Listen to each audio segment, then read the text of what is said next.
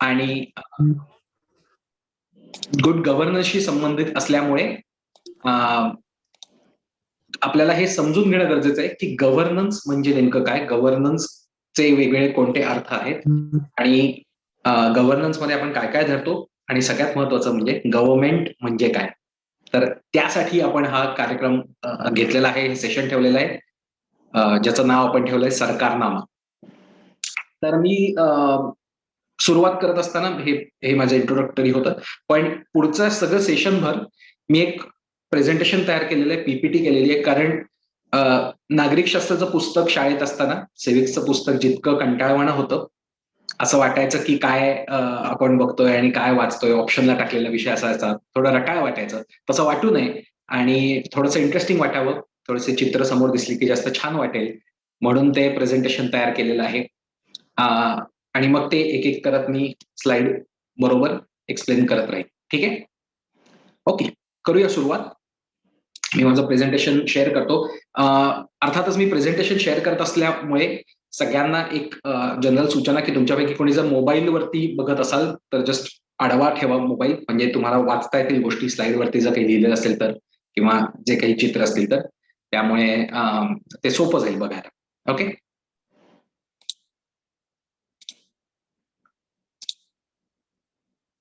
सगळ्यांना दिसतंय presentation? Okay, great. So अर्थातच आपण असं म्हणलंय की सरकारनामा हे नाव आहे आणि आपण त्याला टॅगलाईन दिली आहे सरकार नावाच्या सिस्टीमशी ओळख. कारण सिस्टीम हा शब्द आपण खूपदा वापरतो, सरकार हा शब्द खूपदा वापरतो, पण म्हणजे नेमकं काय आहे हे आपल्याला माहित नसतं आणि म्हणून आपण हे शब्द वापरला. सो आता सगळ्यात पहिला प्रश्न कायमच येतो तो म्हणजे सरकार म्हणजे काय, आपण कशाला सरकार म्हणावं. अर्थातच मी आज जे काही बोलणार आहे ते वेळेअभावी खूप तपशिलात बोलणार नाहीये, खूप जास्त डिटेलमध्ये बोलणार नाहीये, खूप फिलॉसॉफिकल चर्चाही आपण करणार नाहीये, थोड्याशा प्रॅक्टिकल गोष्टी बघणार आहोत. पण तरीही सुरुवातीला हे समजून घेणं गरजेचं आहे की सरकार असं जेव्हा ढोबळ मानाने म्हणलं जातं तेव्हा त्याच्यामध्ये काय काय इन्क्लूड केलं जातं, त्याच्यामध्ये काय काय अंतर्भूत असतं. साधारणपणे ढोबळपणे सरकारची 3 कामं असतात. कोणती 3 कामं असतात? तर ज्या भूभागाचं किंवा ज्या समाजाचं ते सरकार असतं, म्हणजे हे आता मी पूर्ण थेरॉटिकल सांगतोय. सो भारताचं सरकार असेल तर भारताचं सरकार, महाराष्ट्राचं असेल तर महाराष्ट्राचं, अमेरिकेचं सरकार असेल तर अमेरिकेचं, जे काही असेल ते.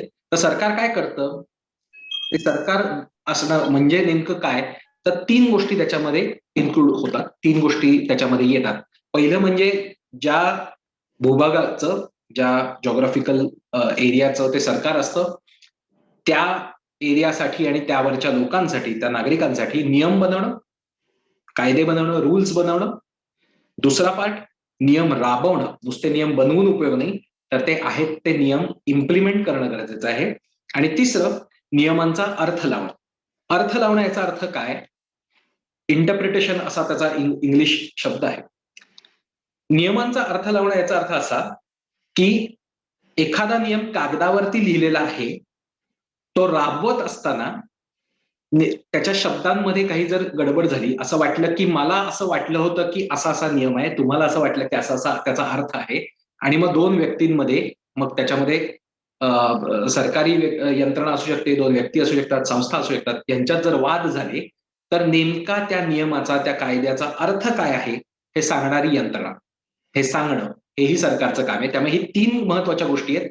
सरकार म्हणजे काय किंवा सरकारचं काय काम, सरकारमध्ये काय काय अंतर्भूत आहे, असं जर आपण पाहिलं तर ढोबळपणे या 3 गोष्टी बनतात: नियम बनवणं, नियम राबवणं आणि नियमांचा अर्थ लावणं. या तिन्हीसाठीच्या यंत्रणा उभ्या असतील तर त्या सगळ्याला मिळून एकत्र सरकार किंवा व्यवस्था, सिस्टम्स, गव्हर्नमेंट असं आपण म्हणतो. पुढे जाऊया. या 3 गोष्टी महत्वाच्या आहेत त्या लक्षात ठेवा की नियम बनवणं, राबवणं आणि त्याचे अर्थ लावणं. त्याचा पुढे कसा अर्थ आहे, काय त्याचा संबंध आहे, ते पण बघूच. आता त्याकडे जाण्यापूर्वी लोकशाहीबद्दल बोलू, कारण भारतात लोकशाही असं पण म्हणतो. सो लोकशाहीचा अर्थ असं म्हणल्यानंतर आपण ही डेफिनेशन कायम पाहिलेली असते, सगळ्यांनी ऐकलेली असते, वाचलेली असते की by the people, of the people, for the people म्हणजे डेमोक्रेसी. करेक्ट, आपण सगळ्यांनीच ऐकली की लोकांनी तयार केलेली, मग ती निवडणुकीच्या माध्यमातून असो किंवा कोणत्याही पण ती व्यवस्था जी असेल, लोकशाही व्यवस्था जी असेल, ती लोकांनी तयार केलेली असली पाहिजे, ती लोकांची बनलेली असली पाहिजे, ऑफ द पीपल. म्हणजे लोकांनीच इंग्रजांना निवडून देऊ नये असं अपेक्षित आहे. भारतातल्या लोकांनी भारतातल्याच लोकांना निवडून द्यावं, म्हणून ती ऑफ द पीपल पण महत्वाचं आहे. नाहीतर अनेकदा लोक असं म्हणतात ना की आपणच निवडून देऊ, पण एक एक कोणीतरी माणूस नेमून टाकू, बाहेरचा का असे ना इंग्रज नेमून टाकू, आणि मग ते आपलं व्यवस्थित गव्हर्न करतील. तर तसं अपेक्षित नसतं लोकशाहीला. लोकशाहीमध्ये असं अपेक्षित आहे की लोकांनी ती व्यवस्था निवडावी, ती व्यवस्था बनवावी बाय द पीपल, लोकांची बनलेली असावी, ऑफ द पीपल, आणि अर्थातच त्यांनी लोकांसाठी काम करावं, म्हणजे फॉर द पीपल. हा लोकशाहीचा अर्थ, हा डेमोक्रेसीचा अर्थ आपण सगळ्यांनी वाचलेला असतो, ऐकलेला असतो. पण लोकशाहीचा अर्थ याच्या पलीकडे पण जातो. कारण ही जी व्यवस्था आहे, by the people, of the people आणि फॉर द पीपल, ही अशीच राहावी यासाठी सुद्धा काय काय ज्या गोष्टी असतात त्याही लोकशाहीच्या अर्थामध्ये, लोकशाहीच्या व्यापक काय म्हणता येईल त्याच्या पर्स्पेक्टिव्ह मध्ये अंतर्भूत असतात, आणि त्या समजून घेणं गरजेचं आहे. त्यामुळे आपण by the people, for the people, of the people, for the people म्हणतो, पण ते टिकवणं कशाच्या आधारावर अवलंबून आहे आणि तेही लोकशाहीसाठी कसं महत्वाचं आहे तिकडे जाऊ. कारण त्याचा संबंध थेट सरकार या गोष्टीशी येतो, सरकारी व्यवस्था या गोष्टीशी येतो. आणि म्हणून लोकशाहीचा अर्थ दोन असं मी म्हणतो, की लोकशाहीचा नुसता earth by the people, of the people, for the people असा नाहीये. तर लोकशाहीचा दुसरा अर्थ असा आहे की सत्तेचं विभाजन असलं पाहिजे. काही काही शब्द पटकन अवघड वाटू शकतात, तुम्हाला वाटले तरी हरकत नाही. कॉन्सेप्ट समजून घ्या, ती समजली की पुढचं सोपं जाईल आपल्याला आपली सिस्टीम काय ते समजून घेण्यासाठी. मी पहिले 3-4 स्लाईड हे समजावून सांगण्याचा प्रयत्न अशासाठी करणार आहे की आपली जी व्यवस्था आहे, सरकारी यंत्रणा आहे, ती अतिशय विचारपूर्वक पद्धतीने बनवलेली आहे. अनेकदा नुसतं ते बघितल्यावरती असं वाटतं की हे कशाला काहीतरी करून ठेवलेलं आहे, ही इतकी क्लिष्ट व्यवस्था, इतकी कॉम्प्लेक्स व्यवस्था का बरं करून ठेवलेली आहे. पण त्याच्यामागे जो विचार आहे, त्याच्यामागे जो थॉट आहे, तो समजून घेतला तर ती व्यवस्था तशी का आहे हे समजतं, आणि मग ती व्यवस्था टिकवणं, सुदृढ करणं हे का गरजेचं आहे हेही समजतं. त्यामुळे लोकशाहीचा दुसरा जो अर्थ आहे त्याच्यामध्ये मी काय म्हणतो की सत्तेचं विभाजन, सेपरेशन ऑफ पॉवर, म्हणजे एकाच ठिकाणी सगळी सत्ता केंद्रित होऊ नये असं लोकशाहीमध्ये अपेक्षित असतं. लोकशाहीच्या व्यापक अर्थामध्ये ते अपेक्षित आहे.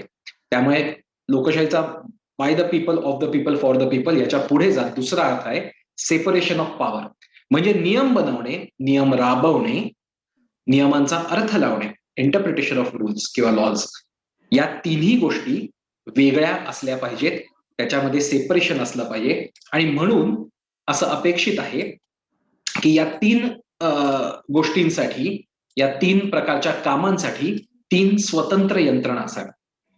या तिन्हीचं एकत्रीकरण झालं तर ते सेपरेशन ऑफ पॉवर नसेल, तर सेंट्रलायझेशन ऑफ पॉवर असेल.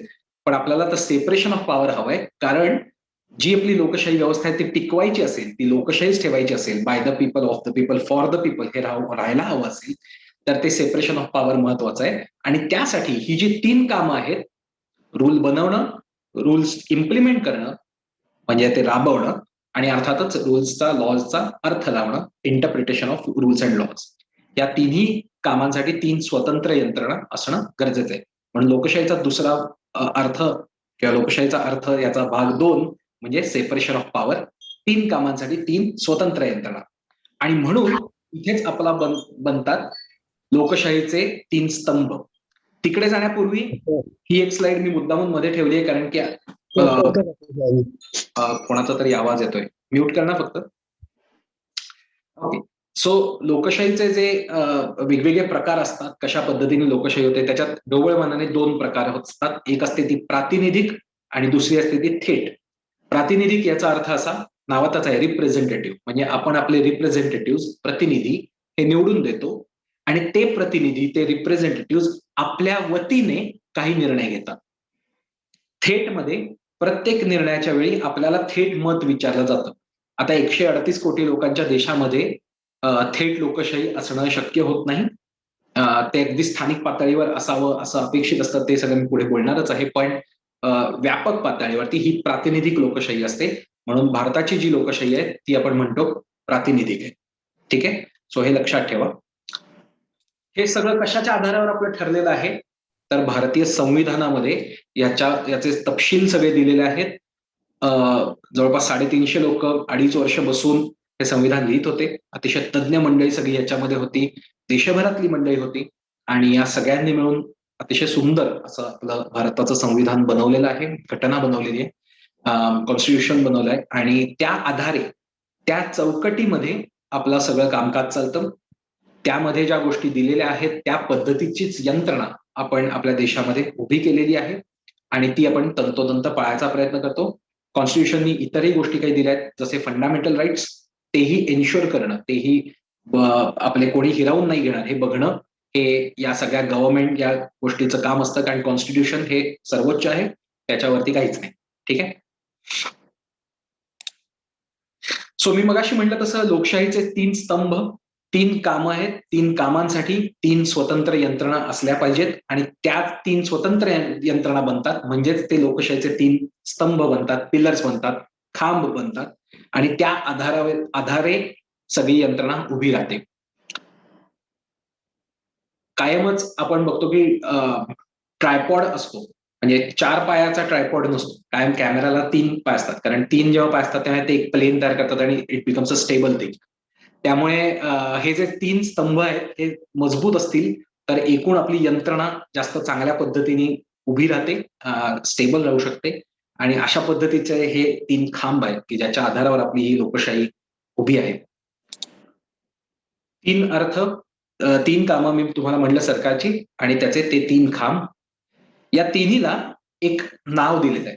नियम बनवणं, नियम राबवणं आणि अर्थ लावणं या तिन्ही खांबांना एक एक एक नावं दिलेली आहेत. ती नावं अशी आहेत: कायदे मंडळ म्हणजे नियम बनवणं, म्हणजे लेजिस्लेचर इंग्लिशमध्ये; नियम राबवणं, ज्याचं लॉज आणि रूल्सचं एक्झिक्युशन जे करतात ते एक्झिक्युटिव्ह म्हणजे कार्यमंडळ; आणि तिसरं अर्थ लावणं म्हणजे judiciary, interpretation of laws and rules म्हणजे न्यायमंडळ. आता ही मराठी नावं काय किंवा लेजिस्लेशन सारखी इंग्लिश नावं काय ऐकल्यावरती असं खूप बोजड वाटतं की खूप काय काय, म्हणून मी हे वरती तिन्हीचा नेमका अर्थ काय ते सुटसुटीत भाषेत आपल्या भाषेत लिहून ठेवलेलं आहे की नियम बनवणं, नियम राबवणं आणि नियमांचा अर्थ लावणं. मग ते कायदे मंडळ म्हणून लक्षात ठेवा किंवा नियम बनवणं म्हणून लक्षात ठेवा, पण तो स्तंभ म्हणजे त्याचं काम ते आहे. आता हे 3 स्तंभ कोणते आहेत तर तुमच्या डोळ्यासमोर पटकन यावं म्हणून या 3 गोष्टी त्या आहेत. संसद, ज्याला आपण ढोबळमानाने सरकार म्हणतो, ते सरकार म्हणजे एक्झिक्युशन ब्रँच, एक्झिक्युटिव्ह ब्रँच आणि न्यायालय, सर्वोच्च न्यायालय, उच्च न्यायालय वगैरे वगैरे. ठीक आहे. सो हे 3 स्तंभ आहेत. मी म्हणलं तसं हे 3 स्तंभ वेगवेगळे का आहेत? कारण सेपरेशन ऑफ पॉवर हे डेमोक्रेसीसाठी महत्वाचं मानलं जातं. डेमोक्रेसीच्या मूलभूत अर्थामध्येच ते आहे की जर ते of the people, by the people, of the people, for the people राहायला हवं असेल तर सेपरेशन ऑफ पॉवर, सत्तेचं विभाजन होणं गरजेचं आहे. सगळ्या गोष्टी एकाच व्यक्तीने ठरवल्या किंवा एकाच ठिकाणी केंद्रित झाल्या तर लोकशाही टिकत नाही असं मानलं जातं. आणि ते का मानलं जातं तेही मी पुढच्या काही स्लाइड्स मध्ये दाखवणार आहे. पण त्या आधारे, त्या सत्तेचे विभाजन या प्रिन्सिपलच्या आधारे या 3 स्तंभांच्या वरती सगळी आपली यंत्रणा उभी आहे. सगळ्यात पहिल्यांदा आपण बघूया कायदे मंडळ. कायदे मंडळ, संसद, नियम बनवणारी यंत्रणा म्हणजे नेमकं काय आहे? ठीक आहे. कायदे मंडळ म्हणजे पार्लमेंट, संसद. मी म्हणलं तसं व्यवस्थेत सगळ्यात महत्व या गोष्टीला आहे. आपल्या सगळ्या सिस्टीम मध्ये सगळ्यात महत्वाचं जर काही असेल तर ते कायदे मंडळ आहे. त्यामुळे आपल्या व्यवस्थेत सर्वोच्च स्थान आहे.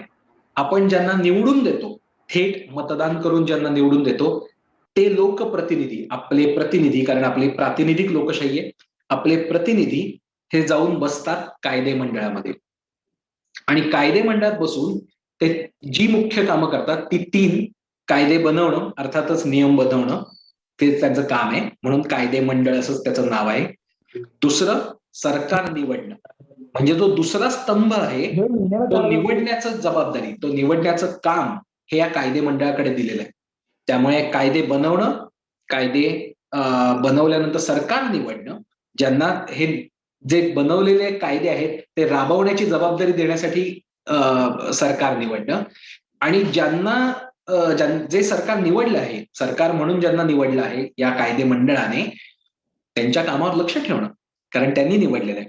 जसं आपण म्हणतो की आपण सरकार निवडत असल्यामुळे आपण त्यांच्या कामावर लक्ष ठेवलं पाहिजे, तसंच आपण ज्यांना निवडून देतो ते प्रतिनिधी सरकार निवडत असल्यामुळे त्यांच्यावरती लक्ष ठेवणंही त्या कायदेमंडळातल्या प्रतिनिधींचं काम आहे. आणि म्हणून अतिशय वेगवेगळ्या पद्धतीने या कायदेमंडळातली मंडळी काम करत असतात. त्यांच्या समित्या असतात.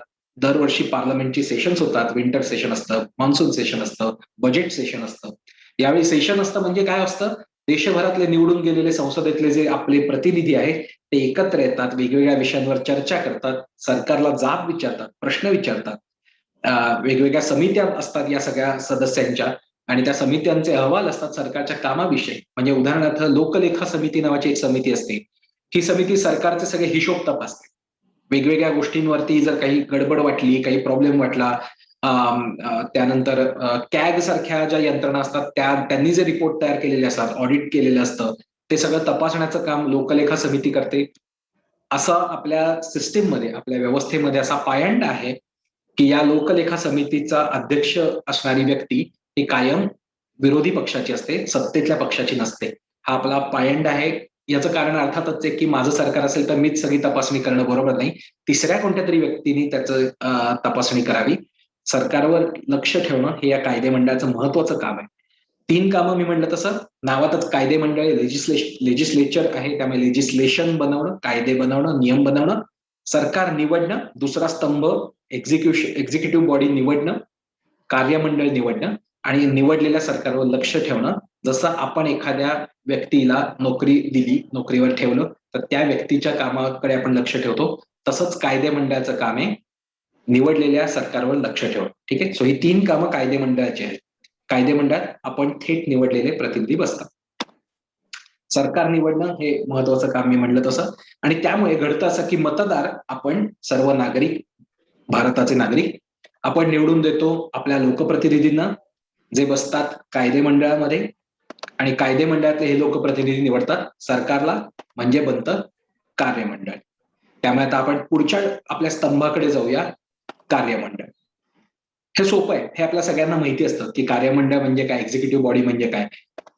साधारणपणे एक्झिक्युटिव्ह ब्रांचचा हेड असतो राष्ट्रपती. देशाचाही रिप्रेझेंटेटिव्ह, देशाचा प्रथम नागरिक हा राष्ट्रपती असतो, पण ते नामधारी असतं. राष्ट्रपतीकडे फारसे अधिकार नसतात. त्याच्या तपशिलात आता अर्थातच मी जाणार नाहीये वेळाभावी, पण राष्ट्रपतीच्या नावे ते चालतं. राष्ट्रपती हा चेक पॉइंट सारखा असतो. जर उद्या काही गडबड झाली, कोणत्याच काय म्हणतात त्याला, कोणत्याच पक्षाला बहुमत नसेल कायदेमंडळात, आणि त्यामुळे कोणत्याच पक्षाला पूर्ण बहुमत देऊन सरकार बनवता आलं नाही, कायदेमंडळातल्या लोकांना एकत्र बनवून एक सरकार देता आलं नाही, तर काय करायचं, कशा पद्धतीने करायचं, तिथे राष्ट्रपतीची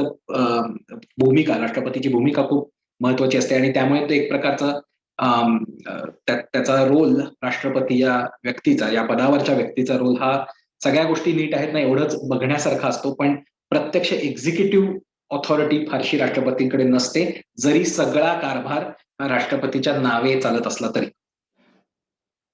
राष्ट्रपती ज्या पक्षाला कायदेमंडळामध्ये बहुमत असतं, जो पक्ष क्लेम करतो की आमच्याकडे बहुमत आहे, जास्तीत जास्त संख्येने आमचे प्रतिनिधी हे लोकांनी निवडून दिले, त्यामुळे आम्हालाच सरकार बनवू द्या असे जे म्हणतात, अशा पक्षाच्या नेत्याला राष्ट्रपती सरकार बनवण्यासाठी बोलवतो आणि त्या व्यक्तीला सरकार बनवायला सांगतो. ती व्यक्ती बनते पंतप्रधान, आणि ती पंतप्रधान ही आपल्या टीमला तयार करते एक प्रकारे, वेगवेगळ्या जबाबदाऱ्या देत, आणि ती टीम म्हणजे मंत्रिमंडळ. हे आपलं बेसिक स्ट्रक्चर आहे कार्यमंडळाचं, एक्झिक्युटिव्ह ब्रांचचं, की राष्ट्रपतीच्या नावे चालतं, पण पंतप्रधान सगळ्यात महत्वाचा, तो हेड आहे या एक्झिक्युटिव्ह ब्रांचचा. पंतप्रधानाच्या खाली असतं ते त्याचं मंत्रिमंडळ. मंत्रिमंडळ हे वेगवेगळ्या जबाबदाऱ्या वाटून दिलेल्या असतात. पंतप्रधानाच्या मतानुसार, त्याच्या म्हणण्यानुसार हे काम चालतं. त्यामुळे तो लीडर आहे, कॅप्टन आहे शिपचा, जहाजाचा कप्तान आहे, आणि त्याच्या हाताखाली मंत्रिमंडळ ही टीम आहे. आणि या सगळ्यांच्या हाताखाली प्रत्यक्ष दैनंदिन कारभार, मायक्रो डिटेल्स बघणं आणि राबवणं, म्हणजे हे ठरवण्याचे निर्णय वगैरे सगळे पंतप्रधान आणि मंत्रिमंडळ हे सगळे घेतात. पण या सगळ्यांच्या हाताखाली अत्यंत वाईड, अत्यंत स्ट्रॉंग अशी एक यंत्रणा असते, ती म्हणजे नोकरशाही. आपले सगळे IAS ऑफिसर्स, अधिकारी, सरकारी नोकर हे सगळे या नोकरशाहीचा भाग असतात. आणि हे सगळे कार्यमंडळ म्हणजे एक्झिक्युटिव्ह ब्रँचचा भाग मेनली बनतात. अर्थातच नोकरशाही सगळीकडे असते, कारण सगळीकडे सरकारी नोकर असतातच, प्रत्येक ब्रांचमध्ये असतात. पण मुख्यतः एक्झिक्युशन मध्ये नोकरशाही सर्वत्र असते आणि ती मंत्रिमंडळ आणि पंतप्रधान यांच्या थेट हाताखाली असते. त्यांच्यात बदल्या करण्याचे, त्यांच्याबाबतचे सर्व निर्णय घेण्याचे, बढत्यांबाबतचे निर्णय असतील किंवा योग्य काम न केल्याबद्दल काढून टाकण्याचे, त्यांच्यावरती काय चौकशी करण्याचे सगळे अधिकार हे या कार्यकारी प्रमुखाला असतात, कार्यमंडळाच्या प्रमुखाला असतात, एक्झिक्युटिव्ह ब्रँचच्या हेडला असतात, म्हणजे पंतप्रधानांना असतात, मंत्रिमंडळाला असतात. हे ढोबळ एक्झिक्युटिव्ह ब्रँचचं स्ट्रक्चर आहे. आता तुमच्यापैकी अनेकांनी राज्यमंत्री असा एक शब्द ऐकला असेल, तर तो काय ते सांगतो, नाही तर मग शंका परत राहील की म्हणजे काय असतं. तर ते आपल्या इथले शब्द इतके चमत्कारिक आहेत की राज्यमंत्री म्हणजे मग राज्याचा असतो का केंद्राचा असतो वगैरे, असं खूप कन्फ्युजन अनेकांच्या डोक्यात येतं आणि ते स्वाभाविक आहे. पण जेव्हा राज्यमंत्री असा तुम्ही शब्द ऐकता तेव्हा त्याचा अर्थ असा घ्यायचा की हे डेप्युटी मंत्री आहे. उप असे जे ज्याला म्हणतो उपराष्ट्रपती असतो, उपपंतप्रधान असतो, तसे राज्यमंत्री हे त्या त्या विभागाचे उपदर्जाचे मंत्री असतात, असा त्याचा अर्थ घ्यायचा. त्यांचे अधिकार मर्यादित असतात. ते कोणत्या तरी एखाद्या कॅबिनेट मंत्रिमंडळातला जो मंत्री असतो त्याच्या हाताखाली काम करत असतात. त्याचे ते दुय्यम अधिकारी असल्यासारखे असतात. त्यामुळे ते सगळ्या खात्यांना असतातच असं नाही. काही काही वेळा एखाद्या खात्याला फक्त राज्यमंत्री असतो कारण त्याला कॅबिनेट दर्जा नसतो, तितकं ते महत्व आणि त्याच्याकडे तितक्या जबाबदाऱ्या नसतात, पण तरी तो त्या काम ते करत असतो त्या मंत्रालयातलं. पण राज्यमंत्री आणि राज्य याचा संबंध नाही. इथे राज्यमंत्री असा जर तुम्ही कधी शब्द वाचला तर तो वाचतानाच डोक्यातच ऑटो करेक्ट करून घ्या की त्याचा अर्थ आहे डेप्युटी मंत्री. ठीक आहे. ते बहुतेक मला असं वाटतं की माझा असा अंदाज आहे की डेप्युटी म्हणणं बऱ्याच पॉलिटिशियन्सना आवडलं नसेल, त्यामुळे त्यांना राज्यमंत्री अशी एक काहीतरी गमतीदार टर्म दिलेली आहे. तर हे आहे आपलं कार्यमंडळ म्हणजे एक्झिक्युटिव्ह ब्रांच. दुसरा स्तंभ निवडलेला आहे कायदे मंडळाने म्हणजे लेजिस्लेचरनी. पहिला स्तंभ होता तो, त्यांनी निवडला आहे कार्यमंडळाला. सो कायदे मंडळाने निवडलं कार्यमंडळाला आणि कार्यमंडळ हे तत्वतः निवडतं न्यायमंडळाला. म्हणजे त्या न्यायमंडळामधले जे जजेस असतात त्यांची अपॉइंटमेंट राष्ट्रपतीच्या नावे होते. अर्थातच राष्ट्रपतीच्या नावे असली तरी त्याच्यात सरकार म्हणजे पंतप्रधान आणि त्यांचं मंत्रिमंडळ यांचा हात असतोच. आता जी नवीन कॉलेजियम सिस्टीम नावाचा एक प्रकार आलेला आहे ज्युडिशियरीमध्ये, ज्याच्यामध्ये आत्ताचे जे जजेस असतात ते काही नावांचं रेकमेंडेशन सरकारकडे देतात, पण अपॉइंटमेंट होत असताना, त्या जजेसची अपॉइंटमेंट होत असताना ते कार्यमंडळाच्याच नावे होते. त्यामुळे त्यांची अपॉइंटमेंट, त्यांची नेमणूक ही कार्यमंडळ करतात. त्यामुळे तुम्हाला हे तिन्ही स्तंभांमधला एक सलग संबंध लक्षात येत असेल की कायदे मंडळ जे आपण निवडून देतो, मतदार निवडून देतात. कायदे मंडळ सरकार निवडतं म्हणजे कार्यमंडळ निवडतं. कार्यमंडळ हे न्यायमंडळातल्या लोकांना अपॉइंट करतं. इनडिरेक्टली आपण सरकार आणि न्यायमंडळ याच्यावर यांनाही नेमत असतो. सो ते इनडिरेक्टली आहे, डायरेक्ट नाही. आपण डायरेक्ट कायदे मंडळ निवडतो. त्यामुळे अनेकदा आपल्याला असं वाटतं की आपणच थेट नरेंद्र मोदी यांना पंतप्रधान म्हणून निवडलं आहे किंवा उद्धव ठाकरे यांना मुख्यमंत्री म्हणून निवडलंय, पण आपण फक्त आपला आमदार किंवा खासदार निवडलेला आहे. त्या आपल्या प्रतिनिधींनी आपल्यासाठीचं सरकार निवडलेलं आहे. ठीक आहे. सो ही गोष्ट महत्वाची लक्षात ठेवण्यासारखी. तिसरा स्तंभ बघूया आपण, न्यायमंडळ. सोपं आहे. हे उजवीकडे जे तुम्हाला दिसतंय ते सर्वोच्च न्यायालयाचा लोगो आहे. तो मुख्य न्यायाधीश असतात, चीफ जस्टिस ऑफ इंडिया. त्याच्या खाली इतर न्यायाधीश असतात आणि अर्थातच भरपूर मोठी नोकरशाही या न्यायमंडळाला मदत करण्यासाठी सुद्धा असते. याच्यात अजून बरेच तपशील आहेत, पण त्यामध्ये आम्ही जात नाही. आत्ताच्या आपल्या कार्यक्रमाच्या दृष्टीने ते महत्वाचे नाही. पण न्यायमंडळ हे अशा पद्धतीने काम करतं. आता तिसरा सगळ्यात महत्वाचा, पुढचा जो सगळ्यात महत्वाचा मुद्दा आहे, म्हणजे मी पहिल्यांदा म्हणलं तसं की 3 स्तंभ तर आहेत, कामं तर विभागणी झालेली आहेत, पण नुसती विभागणी झाली तर काय उपयोग? मग त्याच्यात काहीतरी त्यांचा एकमेकांबरोबरचा संबंध कसा असला पाहिजे हे खूप महत्वाचं आहे. आणि त्यामध्ये इंग्रजीमध्ये ज्याला असं म्हणतात की चेक्स अँड बॅलन्सेसची सिस्टीम आहे. चेक्स अँड बॅलन्सेस म्हणजे काय? एकमेकांवरती वचक आणि त्यातला ताळमेळ. तर एकमेकांवरचा वचक हा शब्द खूप महत्वाचा आहे. म्हणजे काय? की जेव्हा आपण असं म्हणतो की सेपरेशन ऑफ पॉवर असलं पाहिजे, सत्तेचं विभाजन असलं पाहिजे, म्हणजेच एका ठिकाणी खूप जास्त सत्ता केंद्रित होऊ नये असं असलं पाहिजे लोकशाही टिकण्यासाठी आणि सुदृढ असण्यासाठी, तेव्हा ती टिकावी, ती सुदृढ राहावी आणि कोणाच एका ठिकाणी अधिक जास्त सत्ता येऊ नये यासाठी इतरांचा वचक त्याच्यावरती असणं गरजेचं आहे. आणि या इतरांमध्ये इतर 2 इतर जे स्तंभ आहेत ते महत्वाचे आहेत. जर 3 पायाचा हा जो आपला सगळा डोलार आहे त्यातला एकच पाय खूप जास्त उंच झाला तर किती चमत्कारिक बिल्डिंग होईल ती. त्यामुळे कोणत्याच एका ठिकाणी अति जास्त उंच, अति जास्त छोटं, एकच भुसभुशीत आहे असं चालत नाही, तर सगळ्या डोलार कोसळून पडेल. त्यामुळे एकमेकांचा एकमेकांवरती वचक असला पाहिजे असं अपेक्षित असतं. आपण लोक म्हणून, मतदार म्हणून, नागरिक म्हणून कायदे मंडळ निवडून देतो. कायदे मंडळ निवडतं कार्य एक्झिक्युटिव्ह ब्रांचला, एक्झिक्युटिव्ह ब्रांच निवडते न्यायमंडळाला, आणि न्यायमंडळ आणि कायदे मंडळ याच्यामध्ये सुद्धा वचक असतो. आता तो कसा हे मी तुम्हाला सांगतो. मी पहिल्यांदा बऱ्यापैकी डिटेलमध्ये सांगितलेलं आहे की एक्झिक्युटिव्ह ब्रँच म्हणजे सरकार याच्या बाबतीत लक्ष ठेवण्याचं काम कायदे मंडळ करतं, त्यामुळे त्यांचा वचक कसा असतो ते तर मगाशीच मी एक्सप्लेन केलं. कार्यमंडळच न्यायमंडळ नेमत असल्यामुळे त्यांचाही एक वचक असतो. न्यायमंडळ हे मात्र अतिशय डायनॅमिक पोझिशनला असतं, कारण कायदे मंडळाने संविधानाच्या चौकटी बाहेरचा एखादा कायदा केला तर तो हाणून पाडण्याची कपॅसिटी न्यायमंडळामध्ये असते. संविधानाच्या चौकटी बाहेरची एखादी कृती ही कार्यमंडळाने केली तर त्याबद्दलही न्यायमंडळ इंटरव्हीन करू शकतं आणि ती गोष्ट थांबवू शकतं. त्यामुळे एकमेकांवर वचक कसा आहे तो इथे आहे. न्यायमंडळातल्या एखाद्या बाबतीत काहीतरी गैर गोष्ट दिसली, एखादा जज आहे जो करप्ट आहे किंवा ज्याच्यावर करप्शनचे आरोप आहेत, काहीतरी वेगळ्या पद्धतीचे आरोप आहेत, तर अशा जजला काढून टाकण्याचे सुद्धा अधिकार हे कायदे मंडळाला आहे. हे कार्यमंडळ नाही, ज्यांनी नेमलं त्याला तो अधिकार नाहीये, लक्षात घ्या.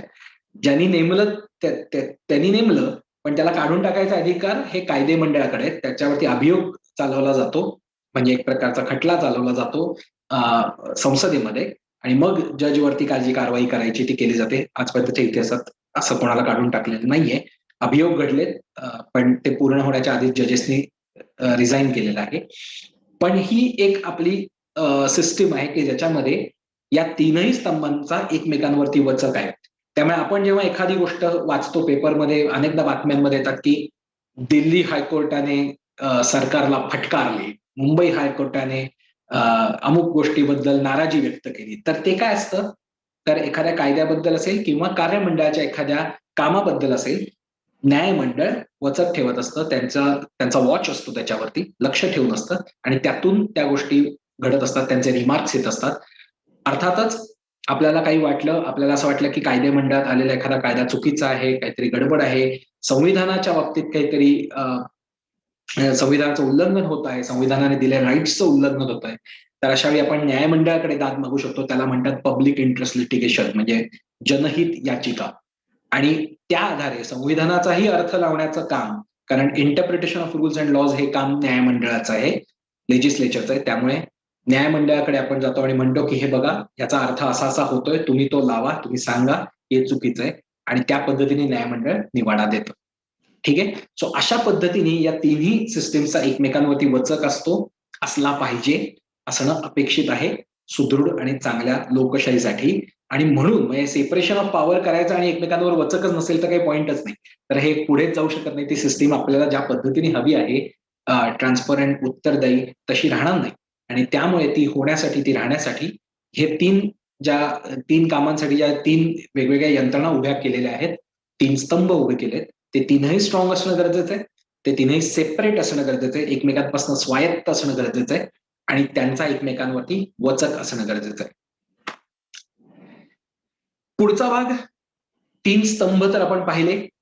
मी म्हणतो लोकशाहीचा अर्थ तिथे संपत नाही. चांगल्या लोकशाहीसाठी अजून एका गोष्टीची गरज असते, ती म्हणजे सत्तेचं विकेंद्रीकरण. सत्तेचं विभाजन म्हणजे जी 3 कामं आहेत ती सगळी एका ठिकाणी असू नयेत हे तर मान्यच आहे, पण सगळ्या देशाचा कारभार फक्त एकच व्यक्ती बघतीये किंवा एकच ग्रुप ऑफ पीपल म्हणजे एकच माणसांचा गट बघतो आहे, असंही असता कामा नये. आणि सत्तेचं विकेंद्रीकरण असलं पाहिजे वेगवेगळ्या पातळ्यांवरती, वेगवेगळ्या स्तरांवरती, वेगवेगळ्या लेवल्सवरती. असं असेल तर नॅचरली प्रातिनिधिक लोकशाहीकडून आपण जास्तीत जास्त लोकांच्या जवळ जातो, जास्तीत जास्त थेट लोकशाहीच्या जवळ जातो. थेट लोकशाही येत नाही, पण माझा खासदार, आता पुण्याच्या बाबतीत जर बोलायचं झालं तर राष्ट्रीय पातळीवरती खासदार निवडून आपण देतो. तो खासदार निवडतात पुण्यातली साधारण 22-23 लाख लोक, तेवढे मतदार. ठीक आहे. 5 लाख लोक निवडतात आमदार, म्हणजे आपण जवळ आलो, 5 लाख लोकांचाच प्रतिनिधी एक निवडून आला. अजून कमी झालं तर 25-30 हजाराचा एक नगरसेवक निवडला जातो. गावात अजून ही संख्या कमी होते. त्यामुळे जसजसे आपण स्थानिक पातळीवरती येत जातो, जसजसे खालच्या स्तरावर येत जातो, तसतसं आपण अधिक अधिक थेट लोकशाहीच्या दिशेने जात असतो आणि ते महत्वाचं असतं. त्यामुळे या गोष्टी महत्वाच्या असतात लोकशाहीमध्ये, की जसं सत्तेचं विभाजन महत्वाचं आहे, तसंच सत्तेचं विकेंद्रीकरण पण महत्वाचं आहे. आणि त्यासाठी 3 स्तर आपल्या कॉन्स्टिट्यूशनमध्ये, आपल्या संविधानामध्ये नक्की केले गेले. ठीक आहे. हे कोणकोणते स्तर आहेत? राष्ट्रीय स्तर, नॅशनल युनियन गव्हर्नमेंट, ज्याला आपण केंद्र सरकार असा शब्द वापरतो. आता मी थ्रू आउट केंद्र सरकार असंच म्हणणार आहे, पण कॉन्स्टिट्यूशनमध्ये केंद्र सरकार असा कुठे शब्द नाही, तो आहे युनियन गव्हर्नमेंट. संघराज्य सरकार जे आपलं आहे, भारताचं संघराज्य युनियन, तो आपला नॅशनल लेवलचं सरकार, राष्ट्रीय स्तर. दुसऱ्या पातळीवरती आहे राज्य सरकार, म्हणजे राज्य स्तर, स्टेट्स जी आपली वेगवेगळी आहेत, त्या स्टेट्सची सरकार म्हणजे राज्य स्तरावरचं सरकार, हे दुसरा स्तर. आणि तिसरा स्थानिक स्तर. स्थानिक मध्येही काही पार्ट पडतात, त्याच्याकडे आपण पुढच्या भागामध्ये जाणारच आहोत. पण राष्ट्रीय, राज्य आणि स्थानिक असे 3 हे महत्वाचे भाग आहेत. जसं 3 कामांसाठी 3 स्वतंत्र यंत्रणा आहेत, तशाच 3 स्तरांसाठी 3 स्वतंत्र स्वायत्त यंत्रणा आहेत. अर्थातच केंद्र सरकार, राज्य सरकार आणि स्थानिक प्रशासन जे आपण म्हणतो, महापालिका वगैरे, हे आपल्याला माहिती असतं. पण 3ही स्तंभांच्या 3 पातळ्या आहेत. म्हणजे फक्त सरकारच्या बाबतीत पातळी असं नाही, 3 स्तर आहेत असं नाही, तर 3ही स्तंभांच्या बाबतीत सुद्धा 3 स्तर आहेत. ते कोणकोणते आहेत? मी त्याला म्हणतो की हे आपली लोकशाही 3x3 लोकशाही आहे. सो 3 स्तंभ आणि 3 स्तर अशा या मॅट्रिक्समध्ये, हे आत्ताची जी स्लाइड आहे पुढे जी कंप्लीट होईल, ती सगळ्यात महत्वाची आजच्या आपल्या सगळ्या सेशनमध्ये. सो मी सगळ्यात शेवटी पण हे परत एकदा दाखवणार आहे, कारण याच्यात सगळा सार आहे की आपली यंत्रणा कशी आहे हे सांगणारा. आपल्या सगळ्यांना माहिती आहे की केंद्र सरकार असतं, जिथे कायदे मंडळ आपण निवडून दिलेले लोक असतात, संसद असते. संसद आपले पंतप्रधान आणि मंत्रिमंडळ हे निवडतं, जे कार्यमंडळ आहे. आणि राष्ट्रीय पातळीवरती संपूर्ण देशासाठीच्या बाबतीतल्या गोष्टींमध्ये सगळ्यात उच्च पातळीवरती हे सर्वोच्च न्यायालय असतं. सर्वोच्च, सर्व उच्च असं म्हणजे न्यायमंडळातलं सगळ्यात उंच स्थान, सगळ्यात वरचं स्थान, सगळ्यात व्यापक स्थान, म्हणजे पूर्ण देशाला लागू करेल असं. पंतप्रधान एखादे निर्णय घेतात तेव्हा ते संपूर्ण देशाला लागू होतील अशा पद्धतीने घेऊ शकतात. आणि म्हणून ते केंद्र पातळीवरचं, नॅशनल लेवलचं, राष्ट्रीय पातळीवरचा स्तर पहिला. दुसरा स्तर आहे राज्य. विधानसभा हे कायदे मंडळ राज्य पातळीवरचं असतं. मुख्यमंत्री हा कार्यमंडळाचा प्रमुख हा राज्य पातळीवरचा, आणि राज्य पातळीवरचा न्यायमंडळ म्हणजे उच्च न्यायालय. तिसरा स्तर स्थानिक. स्थानिक स्वराज्य संस्था म्हणजे urban local bodies, urban self governing bodies ज्याला म्हणतात, ज्याच्यामध्ये महापालिका, ग्रामपंचायत, पंचायत समित्या, जिल्हा परिषदा असं सगळं येतं. त्यामुळे स्थानिक स्वराज्य संस्था, जिथे आपले प्रतिनिधी निवडून आपण देतो, ते सगळे कायदे मंडळात जातात, हे तुमच्या लक्षात येईल. या स्थानिक स्वराज्य संस्थेमध्ये आपले कायदे मंडळात आपले प्रतिनिधी आपण निवडून देतो. स्थानिकच्या बाबतीत तुम्ही जर पाहिलं तर कार्यमंडळाच्या जागी प्रशासकीय अधिकारी असं मी लिहिलेलं आहे. ती काय गडबड आहे आणि तिथे काय खरी गंमत आहे ते सगळं मी पुढे बोलणारच आहे. आपला तो एक थोडासा विषय असणारही आहे, कारण महापालिकेशी संबंधित परिवर्तन बऱ्यापैकी काम करतं. आपण नगरसेवकांचंही प्रगती पुस्तक तयार करतो. त्यामुळे कार्यमंडळ याच्यामध्ये प्रशासकीय अधिकारी कुठून आले असा प्रश्न साधारणपणे पडू शकतो. आतापर्यंत आपण कुठेच प्रशासकीय अधिकारी पाहिले नाहीत. उलट आधी जेव्हा आपण कार्यमंडळ पाहत होतो, कार्यमंडळाची ओळख करून घेत होतो, तेव्हा पंतप्रधान, मंत्रिमंडळ आणि नोकरशाही एकदम खाली होती. इथे स्थानिक पातळीवरती प्रशासकीय अधिकारी एकदम वरती दिसतात. मुख्य नाव त्यांचं लिहिलेलं आहे. ते काय आहे तेही बोलणार आहोत. आणि तिसरा न्यायमंडळ, या तिसऱ्या स्तंभाचा तिसरा स्तर म्हणजे अनेक न्यायालय असतात, जिल्हा न्यायालय असतात, सत्र न्यायालय असतात, अनेक ट्रिब्युनल्स असतात, म्हणजे लवाद ज्याला मराठीमध्ये म्हणतात. जसं हरित लवाद आहे, म्हणजे पर्यावरणाशी संबंधित अशा गोष्टी आपण त्या न्यायालयात जाऊन मांडू शकतो. लेबर ट्रिब्युनल्स असतात, वेगवेगळ्या पद्धतीची वेगवेगळ्या विषयाला असणारी ती न्यायालय असतात. ही सगळी तिसऱ्या पातळीवरची आहेत. सो तिसऱ्या स्तंभामधला तिसरा स्तर म्हणजे ही सगळी न्यायालय. 3x3चा हे मॅट्रिक्स आहे, अतिशय महत्वाचं, आणि याच्यात आपलं सगळी सिस्टीम आहे. कायदे मंडळ, कार्यमंडळ, न्यायमंडळ हे 3 स्तंभ, लेजिस्लेचर, एक्झिक्युटिव्ह आणि ज्युडिशियरी, आणि यामध्येच प्रत्येकाचे 3 स्तर, नॅशनल, स्टेट आणि लोकल. ठीक आहे, हे डोक्यात पक्क करून घ्या. एवढं डोक्यात असेल तर तुम्हाला खरंच फारसं काहीच अवघड जाणार नाही, कधीच काही समजून घ्यायला अतिशय सोपं बनतं. कारण की आपल्याला जे काही म्हणायचं आहे, आपल्याला जे काही बोलायचं आहे, ते या 9 पैकी कुठल्या रकान्यात भरायचंय एवढं कळलं की पुढचे सगळे प्रश्न सॉल्व्ह होतात. इतकी सिस्टीम ही सुटसुटीत आहे. त्यामुळे ही 3x3 ची आपली लोकशाही आहे ती समजून घ्यायचा प्रयत्न करूया. आता साहजिकच पुढे मी इतर गोष्टींमध्ये आधी एक प्रश्न कदाचित तुमच्यापैकी अनेकांच्या डोक्यात आला असेल की तुम्ही संसद म्हणलात वगैरे, ठीक आहे, पण राज्यसभा आणि विधान परिषद ही काय भानगड आहे? खूपदा कळत नाही की आपण निवडून देतो ते लोकसभेत बसतात लोक, विधानसभेचा उल्लेख आहे, पण मध्येच एकदम पेपरमध्ये विधान परिषद येतं, अमुक आमदार हा विधान परिषदेतला आहे असं कळतं. म्हणजे नेमकं काय, ही भानगड आहे काय? हे समजून घेण्यासाठी ही भानगड का निर्माण केली हेही आपण समजून घेऊ. आपली जी व्यवस्था आहे त्याला आपण म्हणतो संघराज्य व्यवस्था, फेडरल सिस्टीम. आणि यामध्ये असं अपेक्षित असतं की सत्तेत कोणीही आलं तरीही एकतर राज्यांचं म्हणणं मांडलं गेलं पाहिजे नॅशनल लेव्हलवरती सुद्धा. म्हणजे राष्ट्रीय पातळीवरती कोणाचं का सरकार असे ना, एखाद्या राज्याचं काहीतरी म्हणणं असेल तर ते मांडायचा प्लॅटफॉर्म असला पाहिजे, तो मांडण्याचा मंच असला पाहिजे. आणि त्या दृष्टीने काही आपल्याला यंत्रणा करता येऊ शकते का, असा हा विचार या सगळ्यामध्ये आहे. याला द्विदल पद्धत म्हणतात अतिशय टेक्निकल भाषेत, बाय कॅमेरल सिस्टीम, ज्याच्यामध्ये कायदे मंडळाचे 2 भाग करतात. कायदे मंडळ आपण पाहिलेलं आहे गेल्या स्लाइडमध्ये, करेक्ट? सो ही पहिले आहे कायदे मंडळ आहे. या कायदे मंडळाचे ते 2 भाग करतात, संसदेचे 2 भाग केले जातात. आणि ते 2 भाग जेव्हा केले जातात तेव्हा त्यातला एक भाग बनतो राज्यसभा, दुसरा भाग बनतो लोकसभा. याच्याबद्दल आपण बोलतो, सगळे आपले कायदे मंडळातली लोक आहेत. संसदेचे आपण 2 भाग करतो, राज्यसभा आणि लोकसभा. आता लोकसभा म्हणजे काय, तर आपण ज्यांना थेट निवडून देतो ती सगळी मंडळी बसतात 5 वर्षांसाठी जाऊन लोकसभेमध्ये. लोकसभेला लोअर हाऊस म्हणतात, कनिष्ठ सभागृह म्हणतात. याचं कारण असं की 5 वर्षांनी ही सगळी मंडळी रिटायर होतात. 5 वर्षांनी त्यांचा कार्यकाळ संपतो आणि सगळे जण परत निवडणूक झाली आणि निवडून आले तरच परत लोकसभेत येऊन बसू शकतात.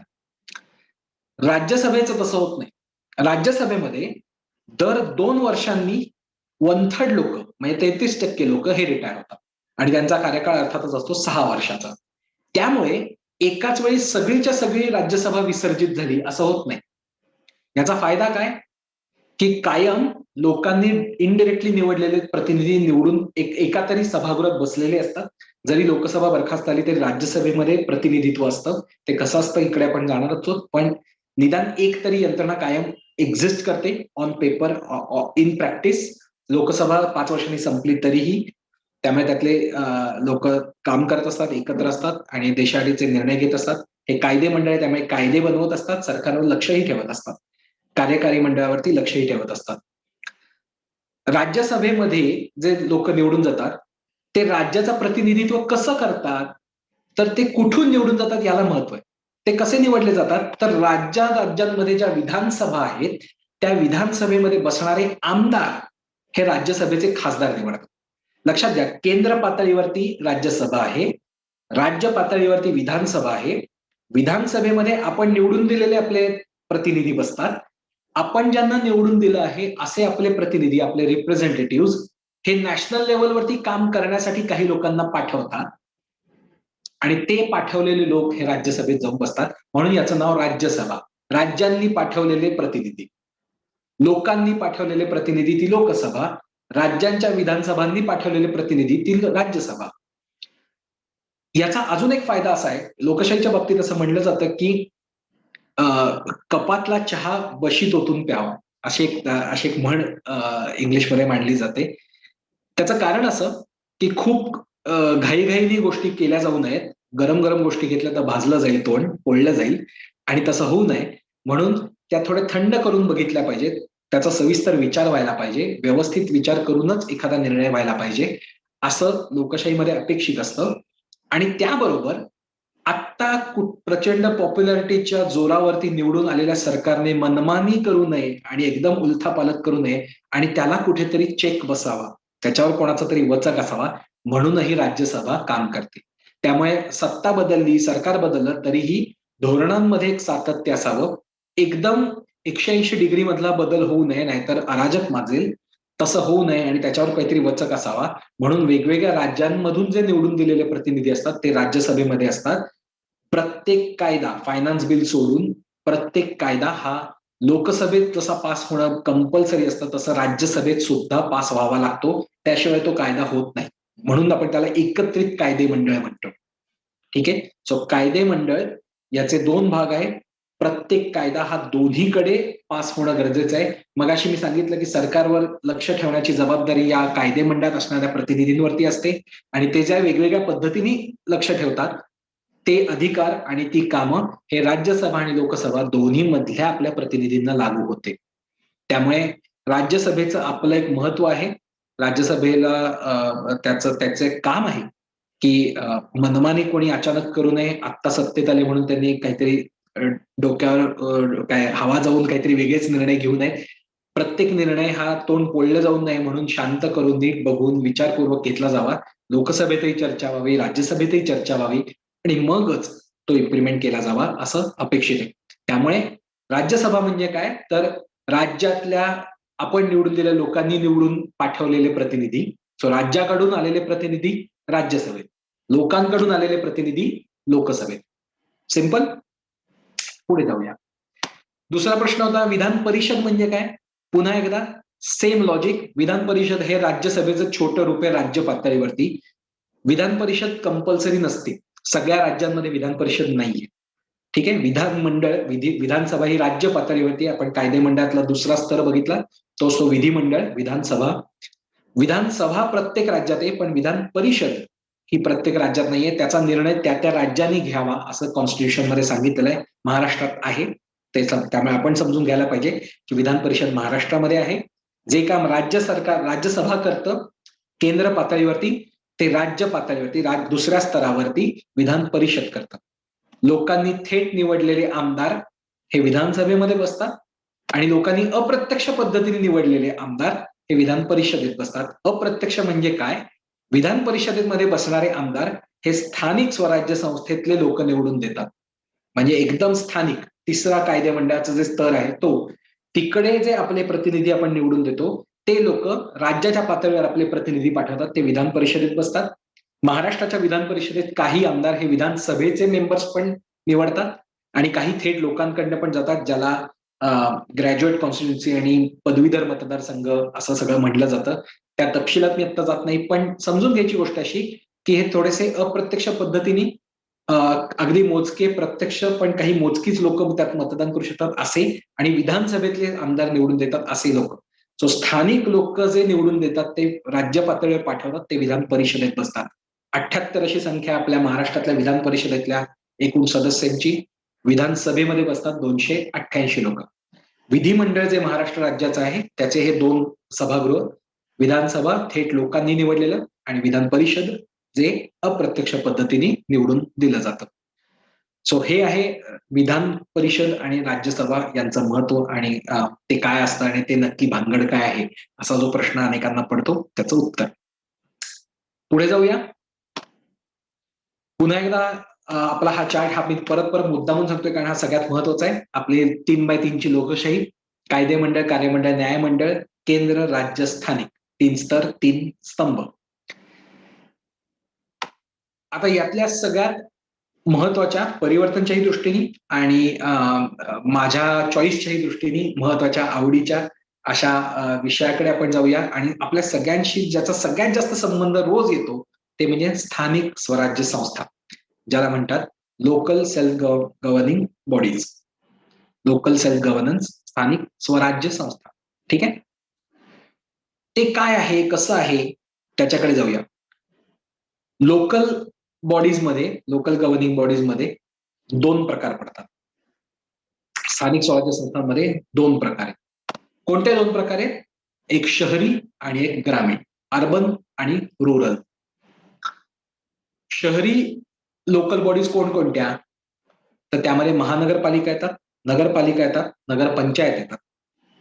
आणि ग्रामीणमध्ये जिल्हा परिषद असते, पंचायत समिती असते आणि ग्रामपंचायत असते. या दोन्हीमध्ये थोडासा फरक आहे. म्हणजे जरी मी तीन तीन दोन्ही गोष्टी लिहिलेल्या असल्या तरी प्रत्येक गावात ग्रामपंचायत असते. म्हणजे जसं आपण एकूण 3 स्तर पाहिले, राष्ट्र, राज्य आणि स्थानिक, तसं ग्रामीण स्थानिक मध्ये सुद्धा 3 स्तर आहेत. जिल्हा, पंचायत जे तालुका पातळीवरती असतं आणि ग्राम म्हणजे ग्रामपंचायत गावाच्या पातळीवरती असतं. कारण ती थोडीशी अधिक तपशिलात आणि अधिक लोकांपर्यंत नेणारी अशी यंत्रणा असते, विखुरलेली यंत्रणा असते. एका ठिकाणी खूप पॉप्युलेशन नसतं, त्यामुळे ग्रामीण स्थानिक स्वराज्य संस्थेचेही 3 स्तर केले गेले आहेत. जिल्हा परिषद, पंचायत समिती आणि ग्रामपंचायत. शहरी भागात मात्र एक तर तुम्ही महापालिका असू शकता, नगरपालिका असू शकता किंवा नगरपंचायत असू शकता. यापैकी काहीतरी एक असावंच लागतं. ग्रामीण भागातला माणूस स्थानिक निवडणुकांमध्ये पण 3 वेळा मतदान करतो. शहरी भागातला माणूस फक्त स्थानिकला मतदान करतो, राज्य पातळीवर मतदान करतो आणि केंद्र पातळीवर, राष्ट्रीय पातळीवर मतदान करतो. ग्रामीण भागात जिल्हा परिषद, पंचायत समिती आणि ग्रामपंचायत अशा तीनही पातळ्या ऍडिशनल आहेत, जास्तीच्या आहेत. म्हणजे 2 ऍडिशनल पातळ्या तयार होतात. कोणत्या शहरामध्ये नगरपंचायत असावी, नगरपालिका असावी, महानगरपालिका असावी याचे नॉर्म्स ठरले. त्याचे पॉप्युलेशनशी संबंधित आहे. ग्रामपंचायतची नगरपंचायत कधी होते याचा संबंध जास्तीत जास्त लोकसंख्या ही शेतीवर अवलंबून आहे किंवा नाही याच्याशी आहे. आणि त्या आधारे ते ठरवलं जातं. स्टेट गव्हर्नमेंट म्हणजे दुसऱ्या स्तरावरचं कार्यमंडळ, राज्य सरकार हे निर्णय घेतं की कोणत्या भागातलं यंत्रणा कोणती आता व्हायला पाहिजे. त्याचे नॉर्म्स ठरलेले आहेत, त्यानुसार ते नोटिफिकेशन काढून ते ठरवतात.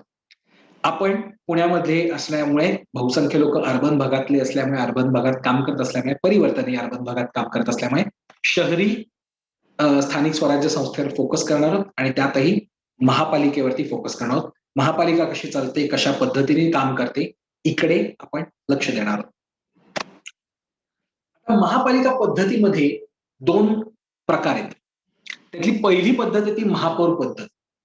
नॉर्मली आपल्या डोक्यात जे येतं की महापालिका कशी काम करते, ते जे आपल्याला वाटतं ती पद्धत म्हणजे महापौर पद्धत. ठीक आहे.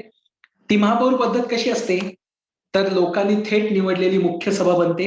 लोकांनी थेट निवडून दिलेले जसे लोकसभेत लोक पाठवतो तसेच महानगरपालिकेत पाठवू ते नगरसेवक त्यांची मुख्य सभा बनेल. ती मुख्य सभा महापौर निवडेल. महापौरांची परिषद असेल, मेयर काउन्सिल सिस्टीम म्हणतात. काउन्सिल म्हणजे त्याचं मंत्रिमंडळ, वेगवेगळ्या विभागांचे प्रमुख आणि त्यांच्या हाताखाली नोकरशाही असेल. अशी पद्धत आपल्या महापालिकेची आहे असा समज अनेकांचा असतो. पण महाराष्ट्रातल्या महापालिका अशा नाहीत. कलकत्त्याची महापालिका अशी आहे, उत्तराखंडमधल्या महापालिका अशा आहेत. अजून काही मोजक्या राज्यांमध्ये याच्यात काही कॉम्बिनेशन करून, यातले काही बदल करून अशा पद्धतीची महापालिकेची रचना आहे. पण महाराष्ट्रामध्ये ही रचना नाही. कायदे मंडळ म्हणून आपण ज्यांना नगरसेवक म्हणून निवडून देतो ते कार्य मंडळ म्हणजे महापौर आणि महापौर परिषद निवडतं. असं स्थानिक पातळीवरती महाराष्ट्रात घडत नाही. महाराष्ट्रात जी पद्धत आहे ती ही महापौर पद्धत नाही. त्या पद्धतीला म्हणतात आयुक्त पद्धत. म्हणजे काय, याची थोडीशी पार्श्वभूमी सांगतो. हे सांगणं का गरजेचं आहे की किती स्थानिक पातळीवरचे घोळ या पद्धतीमुळे होतात हे समजून घेता येईल. आता आयुक्त पद्धत सांगताना मी मुद्दामून पुणे महापालिकेचा लोगो टाकलेला आहे, कारण आयुक्त पद्धत पुणे महापालिकेमध्ये आहे. ही आयुक्त पद्धत ब्रिटिशांनी आणली. ठीक आहे. ब्रिटिश काळातच आलेली आहे. ब्रिटिश काळातच ती इम्प्लिमेंट केली गेली आणि त्यामागे हेतू असा होता की लोकांनी, कारण काही प्रमाणात ब्रिटिश स्थानिक नागरिकांना अधिकार देऊ लागले होते, मतदान व्हायला लागलं होतं. मतदानाचा अधिकार असा आत्ता आहे तसा सर्व प्रौढ मतदारांना नव्हता, सगळ्या अडल्ट्सना मतदान नाही करता यायचं, पण मतदानाचा अधिकार काही प्रमाणात दिलेला होता. ते लोक आपले प्रतिनिधी निवडून नगरपालिकेत पाठवायचे. आता सगळं जर स्थानिक प्रशासन स्थानिक लोकांच्या हातात गेलं, भारतीयांच्या हातात गेलं, तर आपल्या हातात काय राहणार अशी चिंता ब्रिटिशांना वाटली. आणि त्यातून म्हणजे लक्षात घ्या, त्याचा सोर्स जो आहे तो सगळे अधिकार लोकांच्या हातात जाऊ नयेत या हेतूनही आलेली पद्धत आहे, जी आपण आजही वापरतो. आणि तसं होऊ नये म्हणून ब्रिटिशांनी सुरुवात केली ती एक आयुक्त नावाचा माणूस नेमायला, की जो थेट सरकार नेमतं, राज्य सरकार नेमतं. आणि त्यातून तयार झालेली ही आयुक्त पद्धत आहे. ती कशी, तर आपण नगरसेवक निवडतो, ज्याला सर्वसाधारण सभा म्हणतात. जनरल बॉडी असं महापालिकेत म्हणलं जातं, ते आपण निवडून दिलेले नगरसेवक असतात. या नगरसेवकांमधून महापौर निवडला जातो. या नगरसेवकांमधलीच एक व्यक्ती महापौर बनते. या नगरसेवकांमधल्याच व्यक्तींच्या समित्या बनतात. वेगवेगळ्या विषयांच्या समित्या असतात. स्थायी समिती असते जी आर्थिक विषयांच्या बाबतीतले निर्णय घेते. आता हे सगळं एका बाजूला आणि दुसऱ्या बाजूला येतं तो आयुक्त, म्हणून याला आयुक्त पद्धत म्हणतात. आता तुमच्या लक्षात असेल तर आतापर्यंतच्या सगळ्या कार्यकारी मंडळामध्ये आणि त्या यंत्रणांमध्ये मगाशी मी जसा उल्लेख केला तसा पंतप्रधान असतील, मंत्रिमंडळ असेल आणि मग लोकशाही असेल. स्थानिक बाबतीत मात्र तुम्ही पाहिलं तर आयुक्त महापौर मी एकाच लेवलला ठेवलेले, ते पॅरल आहेत, ते खाली नाही आहेत. म्हणजे ज्यांना आपण निवडून दिलं त्यांच्या हाताखाली ते काम करत नाहीत, ते पॅरल काम करतात आणि म्हणून ती आयुक्त पद्धत आपण असं म्हणतो. आता या आयुक्ताने नीट जर काम केलं नाही, त्याला त्याचं काम व्यवस्थित नसेल, त्याच्याकडनं काम करून घ्यायचं असेल, त्याला जाब विचारायचं असेल, तर ही सगळी कामं ही दिलेली आहेत लोकांनी थेट निवडलेल्या नगरसेवकांना. म्हणजे एक प्रकारे कार्यमंडळ, एक्झिक्युटिव्ह ब्रांच असं ज्याला आपण म्हणतो आहोत, दुसरा स्तंभ हा आयुक्त बनतो स्थानिक पातळीवरचा, आणि कायदे मंडळ जे नियम बनवतात, जे पॉलिसी बनवतात, धोरण बनवतात, ते बनतं लोकांनी थेट निवडलेली सर्वसाधारण सभा आणि त्याच्या समिती आणि महापौर. महापौर तर फारसे अधिकार नसलेलीच व्यक्ती असते, खूप कमी अधिकार महापौरांना असतात. आपण खूपदा असं पाहतो की महापौरांनी आदेश दिले, पण आदेश जर पाळले नाही तर महापौर काही करू शकत नाही. मग त्यांना जनरल बॉडीमध्ये जावं लागतं. जनरल बॉडीमध्ये ठराव मांडायला लागतो की आयुक्त माझा ऐकत नाही. ते माझा ऐकत नाही हा ठराव त्यांना पाठवायला लागतो स्टेट गव्हर्नमेंटकडे, कारण आयुक्ताची नेमणूक स्टेट गव्हर्नमेंटने केलेली असते. म्हणजे स्थानिक पातळीवरचा घोळ लक्षात घ्या. प्रशासन म्हणजे ब्युरोक्रसी म्हणजे नोकरशाही ही पॅरलल काम करते आणि आपण निवडून दिलेले लोक हे काही प्रमाणात कमी ताकद असलेले, कमी पॉवर असलेले असे कायदे मंडळ म्हणून काम करतात. लेजिस्लेचर सारखी बॉडी म्हणून, ती विंग म्हणून काम करतात, तो स्तंभ म्हणून काम करतात, पण काही प्रमाणात त्यांच्याकडे पॉवर नाहीये. त्यामुळे यात बदल व्हावेत असे वर्षानुवर्ष चर्चा आहे. महापौर पद्धतीनेच असली पाहिजे सिस्टीम असं मानलं जातं. जसा मुख्यमंत्री राज्यातल्या सगळ्या निर्णयांना जबाबदार असतो, सगळ्या कारभाराला जबाबदार असतो, तसं स्थानिक पातळीवरती महापौर जबाबदार नसतो, तर आयुक्त जबाबदार असतो, कारण आयुक्त राबवतो गोष्टी. आणि आयुक्ताकडनं काम करून घेण्याची जबाबदारी नगरसेवकांच्या सर्वसाधारण सभेकडे असते. पण नगरसेवकांच्या सर्वसाधारण सभेकडे असल्यामुळे नुसतं लक्ष ठेवण्याची नाही, तर त्यांचं पूर्ण काम करून घेण्याची जबाबदारी दिलेली असल्यामुळे ती डायल्यूट होते. 162 नगरसेवक आहेत पुणे महापालिकेमध्ये, त्यामुळे 162 लोक मिळून एकत्र कुठल्या अधिकाऱ्यावरती फार वचक ठेवतील अशी शक्यता कमी असते. असं फार वेळा घडत नाही. आणि तो एक आपल्याला ड्रॉबॅक पुणे महापालिका पातळीवरती किंवा महाराष्ट्रातल्या महापालिका पातळीवरती दिसतो. बहुसंख्य महापालिका देशातल्या अशाच आहेत की जिथे आयुक्त डॉमिनंट असतो, तो आय एस ऑफिसर डॉमिनंट असतो. किती नाही म्हणलं तरी आधीच्या स्तरांवरती, राज्य आणि केंद्र स्तरांवरती जो कार्यमंडळाचा प्रमुख आहे तो थेट कायदे मंडळाने नेमलेला असतो. इथे नगरसेवक आयुक्ताला नेमू शकत नाहीत. त्यामुळे इनडिरेक्टली सुद्धा त्याची नेमणूक केली जाते स्थानिक पातळीवरती. तो दुसरीकडनं येतो, तो 3 वर्षासाठी येतो, मध्येच त्याची बदली केली जाऊ शकते, नगरसेवकांना न विचारता सुद्धा. त्यामुळे त्यांचं काम पॅरलली चालतं आणि तो महापालिका यंत्रणेतला खूप मोठा ड्रॉबॅक आहे. पण तरीही या प्रशासन, या नोकरशाही यंत्रणेला प्रश्न विचारण्याचा अधिकार नगरसेवकांना आहे, जे आपल्या कायदे मंडळात बसतात, लेजिस्लेचरमध्ये बसतात, पहिल्या स्तंभामध्ये तिसऱ्या स्तरावरती ते असतात आणि त्यांना ते प्रश्न विचारण्याचे, जाब विचारण्याचे अधिकार आहेत. त्यामुळे ते खूप महत्वाचं आहे. त्यामुळे कायदे मंडळ नगरसेवकांचं बनतं आणि कार्यमंडळ हे आयुक्त आणि या सगळ्यांचं बनतं. सो ही आपली महापालिकेची रचना आहे. आणि म्हणून सगळ्यात शेवटी आपल्याला समजून घ्यायचा मुद्दा असा आहे की आपण थ्रूआउट आपण ज्यांना निवडून देतो त्यांच्यावरती फोकस आपण करत आलो आहोत.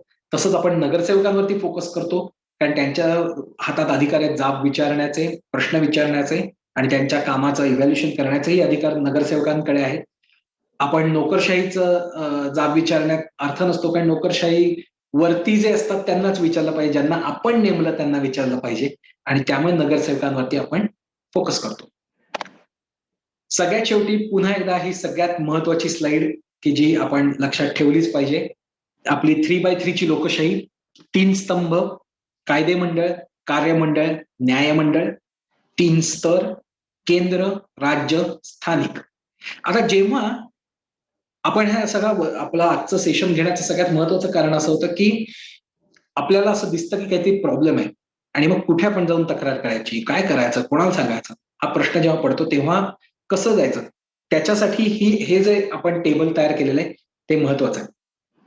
आपल्याला पहिल्यांदा हे आयडेंटिफाय करायचं असतं की कार्यमंडळ कोणतं कार्यमंडळ या विशिष्ट प्रश्नाला लागू होतं, कोणाकडे याचे अधिकार आहेत हे आयडेंटिफाय करायचं. त्यामुळे पहिलं आपण निवडतो ते कार्यमंडळ.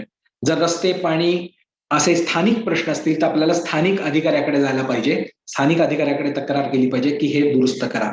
राज्य पातळीवरचा प्रश्न असेल तर राज्य पातळीवरती आपल्याला मंत्र्याकडे किंवा मुख्यमंत्र्यांकडे ती तक्रार देणं गरजेचं आहे. राज्य पातळीचा आपल्या जवळचा प्रतिनिधी असतो जिल्हाधिकारी, कलेक्टर, त्यामुळे कलेक्टरकडे आपण तक्रार देऊ शकतो जर राज्य पातळीवरच्या प्रश्नाबद्दल काही जर असेल तर. त्यामुळे कार्यमंडळातले कोण जबाबदार आहेत ते आपल्याकडे ते आयडेंटिफाय करणं, जेव्हा आपण तक्रार देणार आहोत, जेव्हा आपण निवेदन देणार आहोत, जेव्हा सजेशन देणार आहोत, तर सगळ्यात पहिल्यांदा आपल्याला आयडेंटिफाय करायचं आहे एक्झिक्युटिव्ह ब्रँच कोणती, कोणत्या स्तरावरची. समजा असं वाटलं की एक्झिक्युटिव्ह ब्रँच काही हलत नाही, काम करत नाही, आपण पत्र दिलं किंवा तिथे जाऊन काही उपयोग नाहीये, जरा वेगळ्या पद्धतीने याच्याकडे बघितलं पाहिजे, तर एक्झिक्युटिव्ह ब्रँच जे अपॉइंट करतात म्हणजे कार्यमंडळाला जे निवडतात, जे नेमणूक करतात त्यांच्याकडे आपल्याला गेलं पाहिजे, ते म्हणजे कायदे मंडळ. कायदे मंडळ कार्यमंडळ निवडतं हे आपण अगदी सगळ्या पहिल्या स्लाइडमध्ये बघितलं. संसद पंतप्रधानांना निवडते, विधानसभा मुख्यमंत्र्यांना निवडते. त्यामुळे आणि प्रशासकीय अधिकाऱ्यांवरती वचक स्थानिक स्वराज्य संस्थेतल्या आपल्या नगरसेवकांचा असतो. त्यामुळे जर कार्यमंडळ काम करत नसेल किंवा ते योग्य पद्धतीने काम करत असेल तर आपली तक्रार दुसऱ्या पातळीवरती आपल्याला घेऊन जायची असते, ती म्हणजे कायदे मंडळातल्या लोकांकडे, आपल्या खासदार, आमदार, नगरसेवकांकडे. त्यामुळे त्यांना जाब आपल्याला विचारायचा असतो. त्यामुळे तो दुसरा मुद्दा. आणि समजा आपल्याला असं वाटलं की कायदे मंडळ आणि कार्यमंडळ हे कॉन्स्टिट्यूशन म्हणजे संविधानाच्याही चौकटी बाहेरचं काही काम करत आहे, काही मूलभूत हक्कांची पायमल्ली होते आहे, नागरिकांच्या मूलभूत अधिकारांची पायमल्ली होतीये, तर त्यावेळी आपण थेट न्यायमंडळाकडे जाऊ शकतो आणि न्यायमंडळाकडे दाद मागू शकतो, विशिष्ट कारभाराविषयी मागू शकतो. जनहित याचिका असेल तर उच्च न्यायालय आणि सर्वोच्च न्यायालयातच दाखल करता येते, पण तिथे आपण थेट दाद मागू शकतो कायदे मंडळ आणि कार्यमंडळाच्या कामकाजाबद्दलचे आक्षेप नोंदवण्यासाठी. त्यामुळे या तिघांचा जो एकमेकांवरती वचक आहे त्याचा वापर नागरिक म्हणून आपण करून घ्यायचा असतो आणि आपण ज्यांना निवडलं आहे त्यांनाही आपण जबाबदार धरायचं आहे. जे जे काम करतात त्यांना त्या कामासाठी आपल्याला जबाबदार धरायचं आहे.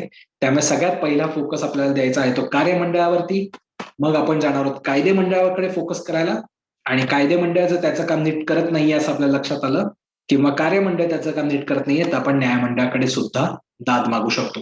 त्यामुळे ही जी आपली स्लाइड आहे ही सगळ्यात महत्वाची. मी पुन्हा एकदा सांगतो की आपल्याला हे आयडेंटिफाय करायला ही उपयोगी पडते की आपल्याला नेमकं कुठे जाऊन तक्रार करायची.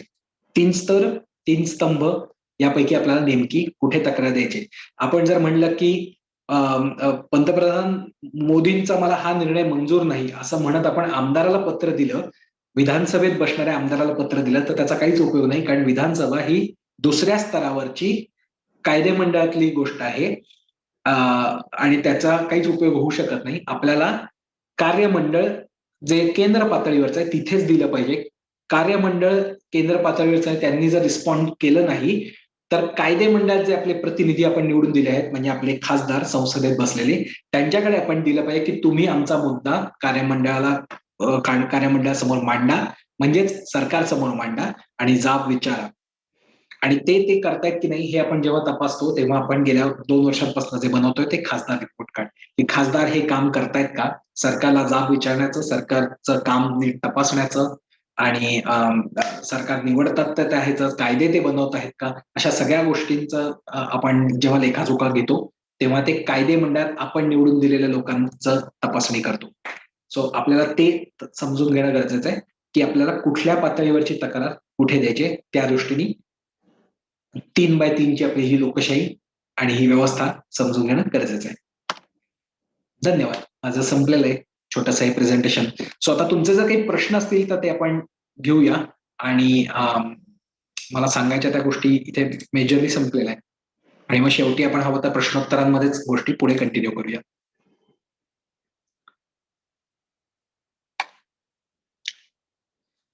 ओके, प्रश्न आहे माझा. बोला मृता. मृता बोलते. जेव्हा आपण महापालिका लेवलला आयुक्त पद्धत आहे असं म्हणतो, तर त्या केसमध्ये महापौर आणि आयुक्त आपण एकत्र पॅरलल काम करतात असं म्हणतात. सो त्या केसमध्ये system of checks and balances कसे एन्शुअर होतात? महापौर पातळीवरती ते एन्शुअर नाही होत. मी म्हणलं तसं की कायदे मंडळ म्हणून स्थानिक पातळीवरती नगरसेवक आहेत. आपल्या महापालिका कायद्यामध्ये एखाद्या अधिकाऱ्याने जर व्यवस्थित काम केलं नाही किंवा काही भ्रष्ट काम केलं तर त्याला काढण्याचे, त्याच्यावर कारवाई करण्याचे, निलंबनाचे, चौकशी करण्याचे हे सगळे अधिकार नगरसेवकांच्या सर्वसाधारण सभेला आहेत. त्यामुळे तो जो वचक ठेवण्याचं काम आहे ते नगरसेवकांच्या सर्वसाधारण सभेला म्हणजे जनरल बॉडीला आहे, महापौराला नाहीये, ते जनरल बॉडीला आहे. त्यामुळे जनरल बॉडी एक प्रकारे तिथे वचक ठेवण्याचं काम एकत्र मिळून करते, पण थेट कारभार बघणं हे जनरल बॉडीने निवडून दिलेला माणूस करत नाही, लोकांनी थेट निवडून दिलेला माणूस करत नाही, तर तो नेमलेला एक अधिकारी करतो, नोकरशहा करतो. Okay, thank you. प्रश्न आहे. हॅलो, कोण बोलताय? हो, येतोय. ओके, म्हणजे स्थानिक पातळीवर जर एखादं काम, रस्त्याला खड्डा पडला असेल किंवा कुठे पाणी येत नसेल, विजेचा खांब पडला असेल, तर आपण नगरसेवकाकडे जायला नको, कारण तो विधिमंडळाचा सदस्य आहे असं तू म्हणतोस? नाही, तो कायदे मंडळाचा सदस्य आहे, पण त्याच्या हातात थेट अधिकार नसतात. बरोबर. अधिकार असणारी व्यक्ती ही अधिकारी आहे, नोकरशहा आहे. हा थोडासा प्रॉब्लेम आहे आपल्या महापालिका पातळीवरचा. म्हणजे जर पाण्याचा प्रश्न असेल तर अदरवाईज मी काय केलं असतं की मी पाण्याचा जो मंत्री आहे त्याला जाऊन विचारलं असतं, पण हा मंत्री मी निवडून दिलेल्या माणसांनी निवडलेला नाहीये. हा मंत्री किंवा हा जो प्रमुख आहे, विभाग प्रमुख महापालिकेमधला, हा अधिकारी आहे, हा नोकरशहा आहे, तो नेमलेला आहे, तो माणसांनी आपण निवडून दिलेला नाहीये. त्यामुळे आपल्याला त्या अधिकाऱ्याकडे जावं लागतं. नगरसेवकाकडे जाऊन उपयोग नाही, कारण नगरसेवकाला सांगितलं तर नगरसेवक त्याच अधिकाऱ्याकडे जातो, मग आपण नगरसेवकाचा मध्यस्थ कशाला तयार करतो, असा प्रश्न तिथे पडतो. त्यामुळे अधिकाऱ्यांकडे अधिकार जास्त असतात एखाद्या विभागाबाबतचे निर्णय घेण्याचे नगरसेवकापेक्षाही. त्यामुळे आपल्याला एखादा स्थानिक प्रश्न असेल तर त्या विभागाच्या अधिकाऱ्याकडे जाणं गरजेचं आहे, ना की नगरसेवकाकडे. जसं राज्य पातळीवरचा एखादा प्रश्न असेल तर आपण मंत्र्याला देतो, तर तसं इथे कोणी नाहीये, मंत्री हा प्रकार नाहीये, जे महापौर परिषद व्यवस्थेमध्ये असतं. कोलकात्यामध्ये मी आहे म्हणलं तसं, पण महाराष्ट्रात ते नाही. सर, म्हणजे अधिकाऱ्यांवर वचक ठेवण्याशिवाय नगरसेवकांच्या अजून काय काय कामं असतात? कामांमध्ये 2-3 वेगवेगळे प्रकार आहेत. आता एक असतो तो म्हणजे अर्थातच वेगवेगळे धोरणं ठरवणं. सो महापालिकेची जी सगळी धोरणं आहेत ते कायदे मंडळात बसतात ना, त्यामुळे नियम बनवणं, धोरणं ठरवणं हे सगळं नगरसेवक ज्या एका सर्वसाधारण सभेमध्ये बसतात, म्हणजे जी महापालिकेच्या पातळीवरची छोटीशी संसद आहे तिथे बसतात, तिथेच ते ठरतात. म्हणजे महापालिकेचं बजेट असेल तर ते सर्वसाधारण सभेत पास होणं कंपल्सरी असतं, ते अधिकारी नाही ठरवत. सो धोरण ठरवणं, नियम ठरवणं, वेगवेगळ्या गोष्टींवरती जाब विचारणं अधिकाऱ्यांना, ही सगळी कामं नगरसेवकांची असतात. या व्यतिरिक्त त्यांच्या वॉर्डामध्ये ते काही कामं रेकमेंड करू शकतात. आता आपण सगळ्यांनी हे पाहिलेलं आहे की नगरसेवक अमुक अमुक माणसाच्या नगरसेवक निधीतून अमुक काम झाले, अशा पद्धतीच्या पाट्या आपण सगळ्यांनी पाहिलेल्या आहेत. अमुक अमुक व्यक्तीच्या वॉर्डस्तरीय निधीतून झाल्यात, नगरसेवक निधीतून झाल्यात असं. तर तो व्यक्तीचा निधी असं जरी त्यांना म्हणलेलं असलं तरी टेक्निकली नगरसेवक फक्त रेकमेंडेशन देऊ शकतो, त्याच्याकडे ती फायनल डिसिजन ऑथॉरिटी पण नाहीये. फायनल डिसिजन अधिकारी घेतो. नगरसेवक रेकमेंडेशन देतो की या ठिकाणी रस्त्याचं काम करावं आणि ते काम वॉर्डस्तरीय निधीतून करावं, म्हणजे वॉर्डच्या स्तरावरती तो ज्या वॉर्डातून निवडून आलेला आहे तो किंवा ती, त्या वॉर्डाच्या स्तरावरती जो निधी ठेवलेला आहे राखीव, तो वापरला जावा आणि त्याबाबतचं रेकमेंडेशन, त्याबाबतची सूचना ही नगरसेवक देतो. सो ती सूचना देणं पण अपेक्षित असतं नगरसेवकांनी.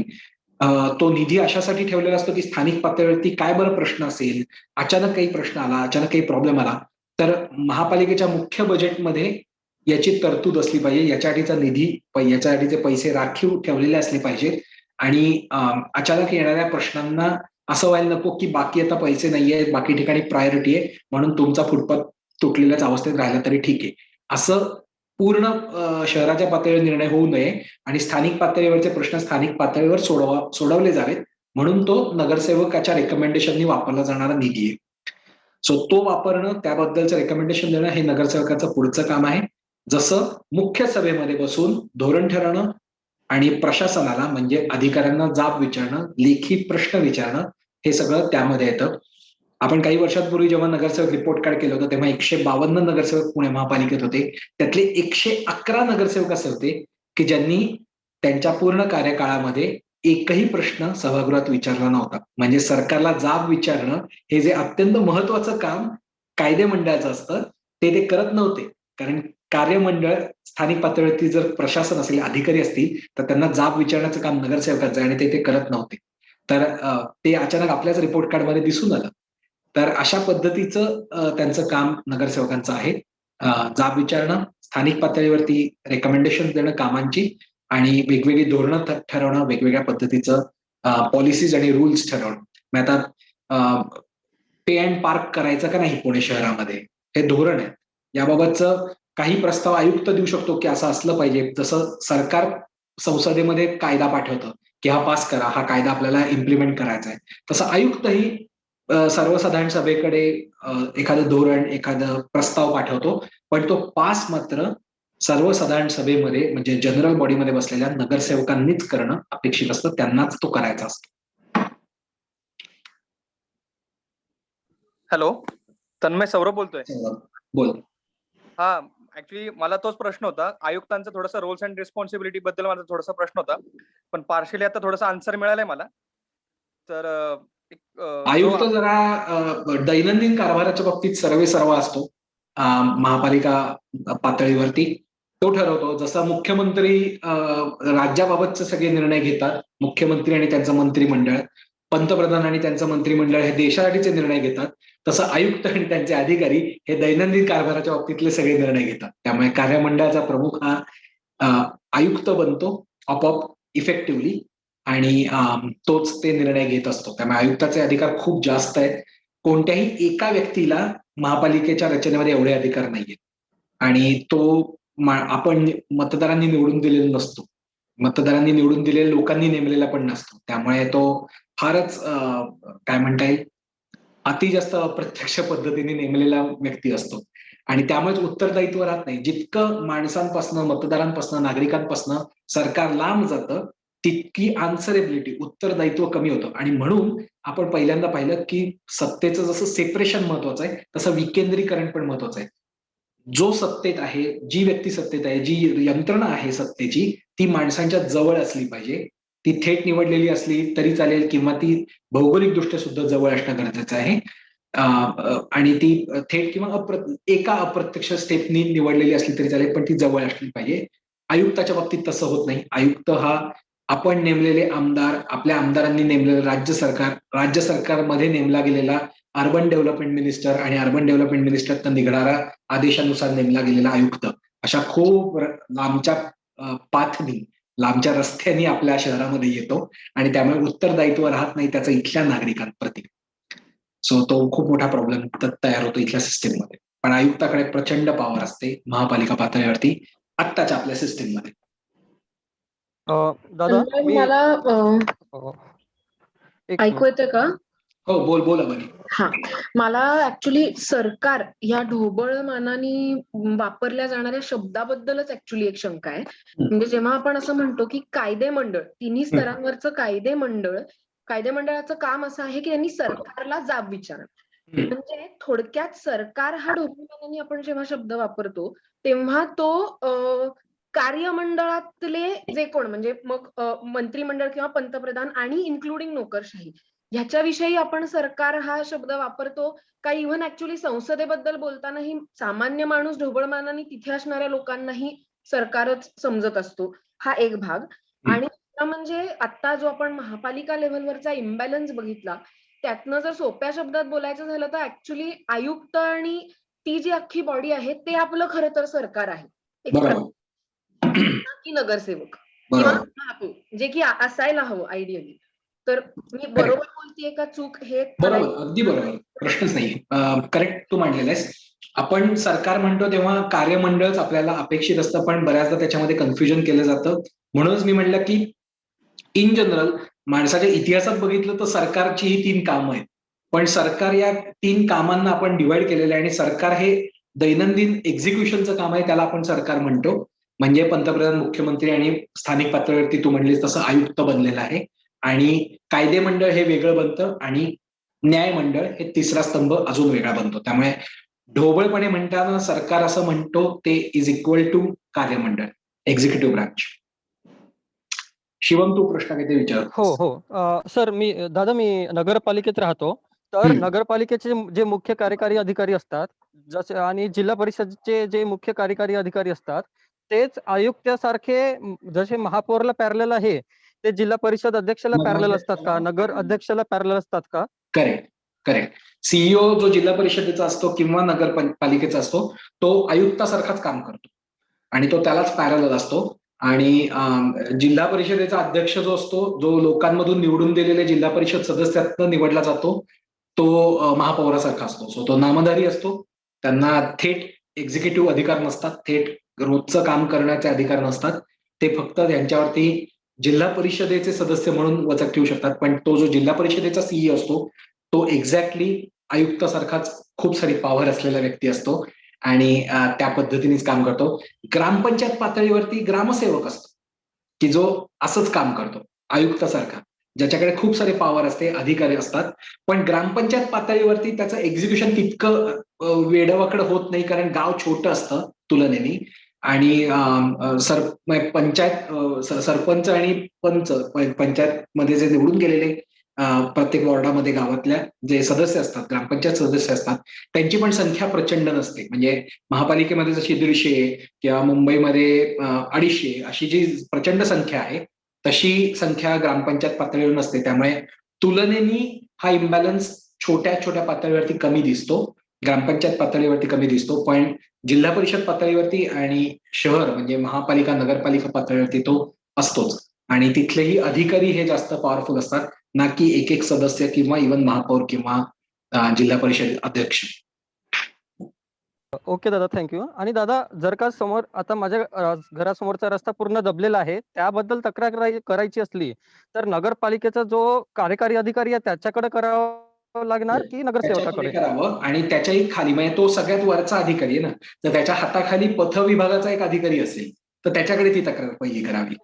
अच्छा, ओके, थँक्यू. आता प्रत्येक महापालिकेची थोडी रचना इंटरनल वेगळी असते, की पथ अधिकारी आहे का, मग त्याच्या हाताखाली अजून वॉर्ड ऑफिस नावाचा एक प्रकार तयार केलेला आहे, जो क्षेत्रीय अधिकारी क्षेत्रीय कार्यालय म्हणतात त्याला. तो कंपल्सरी कॉन्स्टिट्युशनल याच्यामुळे पद्धतीने पुणे महापालिकेत 15 क्षेत्रीय अधिकारी आहेत, सहाय्यक आयुक्त आहेत, ऍडिशनल कमिशनर. तर ते सगळे पण असतात. त्यामुळे पथ विभागाच्या पण महापालिकेच्या मुख्य अधिकाऱ्याकडे जाण्याची गरज नसते, तर क्षेत्रीय अधिकाऱ्याकडे सुद्धा आपण ती तक्रार देऊ शकतो. पण अधिकाऱ्याकडे तक्रार द्यायची गरज जास्त असते. नगरसेवकाकडे दिलं तर नगरसेवक आपली तक्रार घेऊन अधिकाऱ्याकडेच जातो. त्यामुळे सेम नगरपालिकेत होतं, सेम जिल्हा परिषदेत होतं. हॅलो, बोल सौरभ. सॉरी, अजून एक प्रश्न आहे माझा.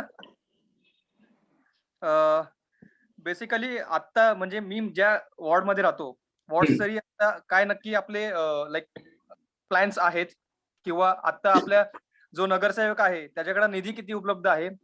प्रश्न 1. प्रश्न 2, की त्याचं नक्की त्या निधीचं आतापर्यंत किती युटिलायझेशन झालंय? आणि प्रश्न नंबर 3, की फ्युचरमध्ये आपल्या इथं काय प्लॅन्स आहेत का, किंवा तसं काय एक तशा पद्धतीचं एक प्लॅनिंग आपण म्हणूयात त्याच्यामध्ये. तर तो नक्की हा जो विषय आहे, नक्की कोण या विषयाला नक्की कोण हात घालतं, किंवा कोण याच्यामध्ये लक्ष देतं? ओके, सौरभ तू पुण्यातलाच आहेस का? हो, पुण्यातला कोथरूडमध्ये राहतो. मी का विचारलं सांगतो, कारण प्रत्येक महापालिकेचं वॉर्ड स्तरीय निधी वेगवेगळा असतो आणि तो बदलतही असतो. म्हणजे पूर्वी पुणे महापालिकेत तो 15 लाख होता, मग तो 20 लाख झाला. सो प्रत्येक नगरसेवकाला दरवर्षी किती रुपये खर्च करता येऊ शकतात त्याच्या वॉर्डामध्ये रेकमेंडेशन देऊन याचं लिमिट आहे आणि तो ठरलेला निधी आहे. त्याच्याबद्दल आपण माहिती अधिकारात प्रश्न विचारून मागवू शकतो की तो किती निधी आहे, त्याचा वापर कसा झाला हे आपण आपल्या नगरसेवक प्रगती पुस्तकामध्ये विचारतोच, की नगरसेवकांनी काय काय रेकमेंडेशन दिली आणि त्या निधीचा वापर कसा केला, हे आपला हा क्रायटेरिया आपण वापरतोच आपला निधी तपासत असताना. सो आपण नगरसेवक रिपोर्ट कार्डचं काम चालू केलेलं आहे. यंदाचे आपण निधी वापर आणि सगळ्या गोष्टींचे तपशील माहिती अधिकारात मागवलेले आहेत. अजून यायचेत आपल्या हातात, पण ते 30 दिवसात येणं अपेक्षित आहे. त्यामुळे जुलैच्या पहिल्या दुसऱ्या आठवड्यामध्ये ती सगळी माहिती आपल्या हातात आलेली असेल प्रत्येक प्रभागाची. सो सगळ्या 162 नगरसेवकांची आपल्याला ती माहिती मिळेल. जसं मगाशी सानिका म्हणली की नेमकं नगरसेवकांचं काम काय असतं, तर ते जे कामातले गोष्टी आहेत की त्यांनी प्रश्न किती विचारले, त्यांची उपस्थिती सर्वसाधारण सभेमध्ये आहे का, या सगळ्या गोष्टींबद्दलही आपण प्रश्न विचारतो. आपल्या नगरसेवक रिपोर्ट कार्डमध्ये त्याची माहिती टाकतो आणि त्या पद्धतीनेच ते रिपोर्ट कार्ड तयार करतो, कारण ते त्यांचं खरं काम आहे आणि त्याचं रिपोर्ट बनला पाहिजे. मी माझ्या वॉर्डामध्ये हळदी कुंकू समारंभ घेत असेल तर ते छान आहे, तुम्ही ते चांगलं करता, पण ते तुमचं काम नाहीये. ते करत असाल तर ते बोनस, पण ते तुम्ही काम केलं म्हणून धरलं जाणार नाही. हे आपण नागरिक म्हणून सांगणं गरजेचं आहे. तुमचं व्यवस्थेने, सिस्टीमने ठरवून दिलेलं, कॉन्स्टिट्यूशनने ठरवून दिलेलं जे काम आहे ते तुम्ही करणं अपेक्षित आहे आणि ते वॉर्डस्तरीय निधीचा वापर आहे. ते तुमचं सभागृहातलं वर्तन, उपस्थिती आणि तिथे विचारले जाणारे प्रश्न या गोष्टींशी निगडीत आहे. त्यामुळे ते आपल्याला विचारता येतं का, हा जर तुझा सौरभ प्रश्न असेल तर 100% विचारता येतं. आपण 2012 पासून याचवरती नगरसेवकांचं प्रगती पुस्तक बनवत आहोत आणि याही वर्षी आपण ते बनवणार आहोत. त्याची प्रोसेस ऑलरेडी चालू झालेली आहे. Thank you so much. आणि मी त्याच टीमचा आता सदस्य झालेलो आहे. येस नक्की, तुला आपण कॉन्टॅक्ट करूच. तन्मय सर, मला एक विचार आहे. सॉरी, हा बोला. बोलू का मी? हा, हो.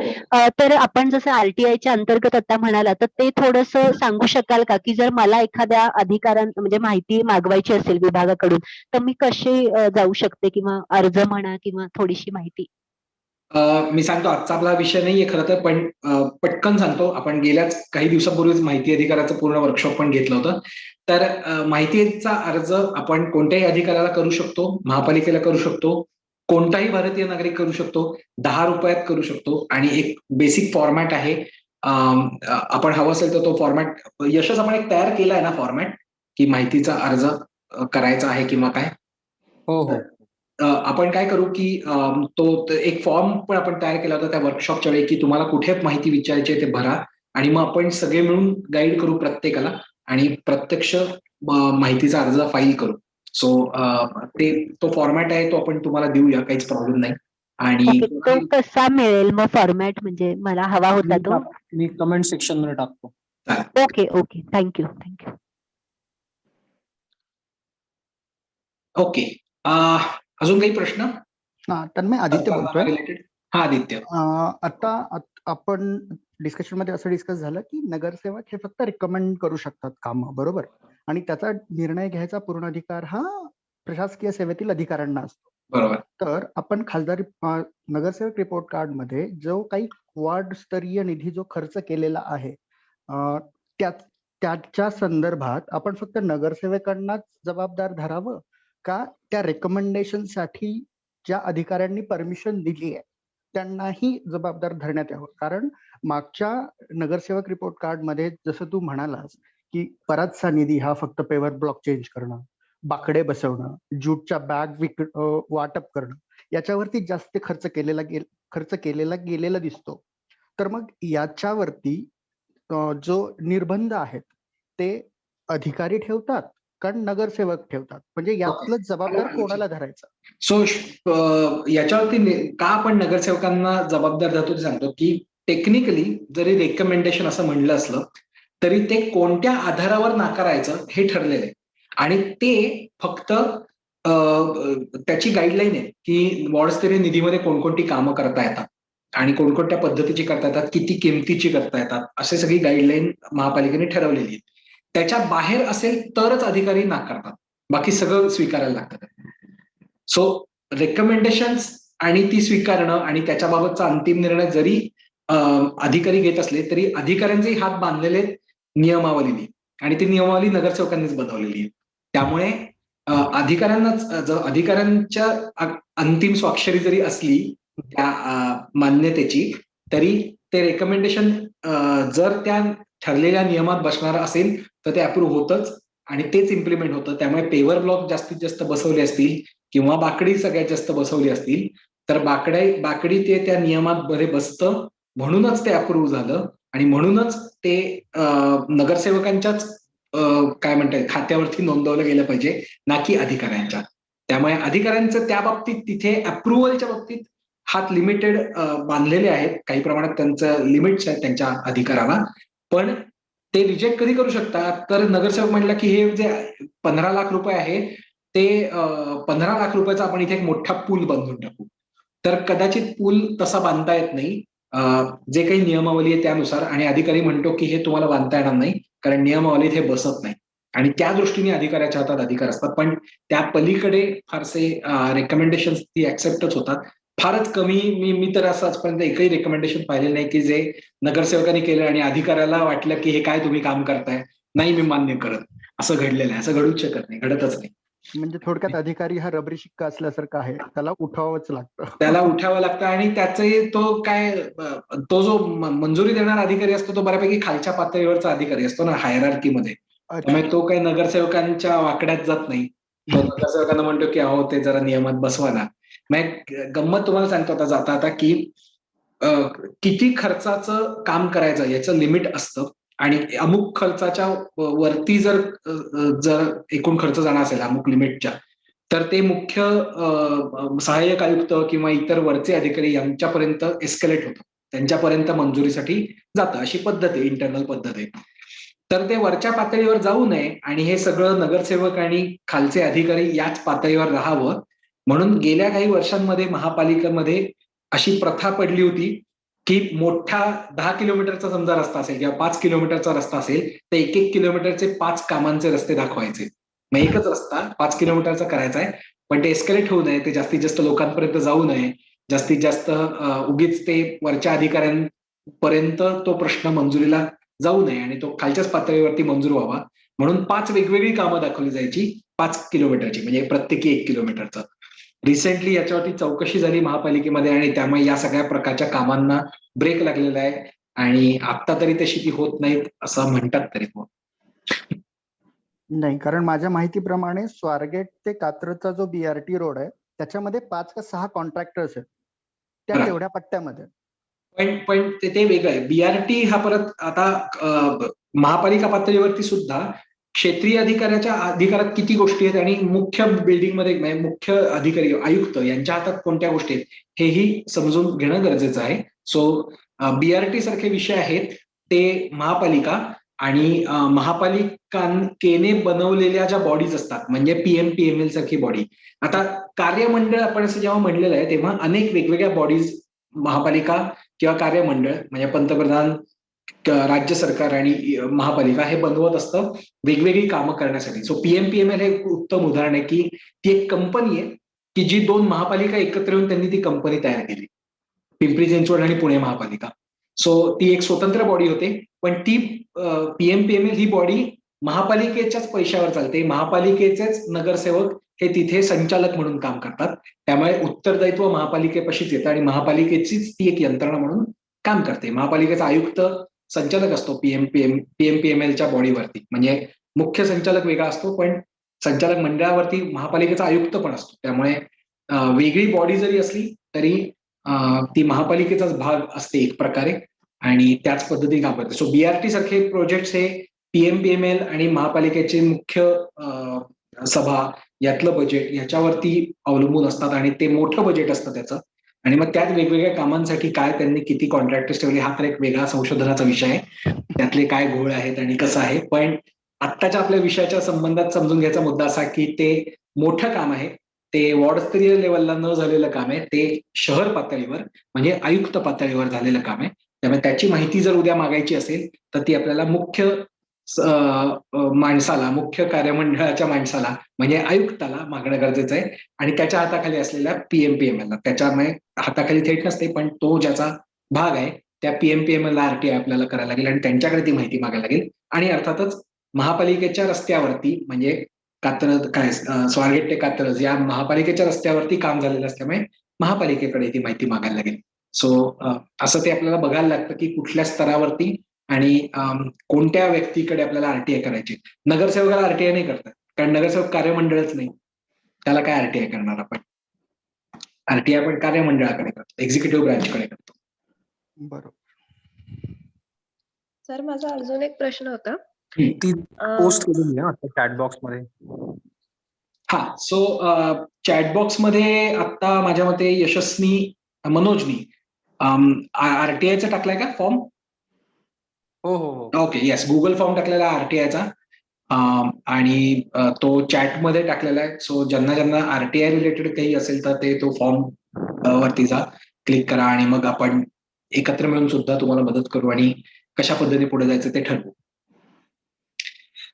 आपल्याकडे आज बऱ्याच वेगवेगळ्या भागातून आणि वेगवेगळ्या लोक आज पार्टिसिपेट झाले आहेत. सो मला फार छान वाटतंय. इव्हन सगळ्यात लहान एक पार्टिसिपंट आपल्याकडे आहे, आनंद निकेतन शाळा आहे नाशिकची, तिकडनं अदिती आय गेस पार्टिसिपेट झाली आहे. सई अदिती नाही, सो सई पार्टिसिपेट झाली आहे आणि ती 9वीत आहे माझ्या मते, राईट? सो हाय सई, आणि तू आज या इव्हेंटमध्ये पार्टिसिपेट झाली. सो आम्हाला खूप छान वाटतंय, कारण तू आता हे सिव्हिक्स मध्ये, नागरिक शास्त्रामध्ये सगळं बघत असणार आहेस आणि आम्ही हे सगळं विसरलो ऑलरेडी, म्हणून परत एक रिव्हिजन करतोय.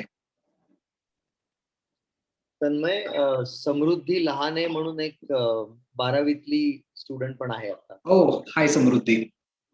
So good. आम्हाला कायम असं वाटलं की आम्ही जेव्हा परिवर्तन चालू केलं तेव्हा आम्ही टीवायला होतो आणि खूप उशीर आम्हाला लक्षात आलं की या सगळ्याची माहिती घेऊन काम करायला पाहिजे. तुम्ही खूप छान परफेक्ट वयामध्ये याची सुरुवात करतायत, हे समजून घेऊन की नेमकं कुठे आपल्याला प्रश्न विचारले पाहिजेत. कारण प्रश्न तर विचारले पाहिजेत, सरकारला जाब तर विचारला पाहिजे, सरकारवरती लक्ष तर ठेवलं पाहिजे, पण लक्ष कुठे ठेवायचं हे कळलं पाहिजे. ते कुठे ठेवायचं हे कळणं, यासाठीच हे आपलं आजचं सेशन आहे सरकारनामा. आणि ते कुठे हे तुम्हाला एकदा कळलं की पुढचा मग तो काय चेंडू उतारावरनं गडगडत जातो. सो तुम्हाला ते अगदी लवकर तुम्ही ते समजून घेतात, त्यामुळे तुमचं भरपूर कौतुक आहे.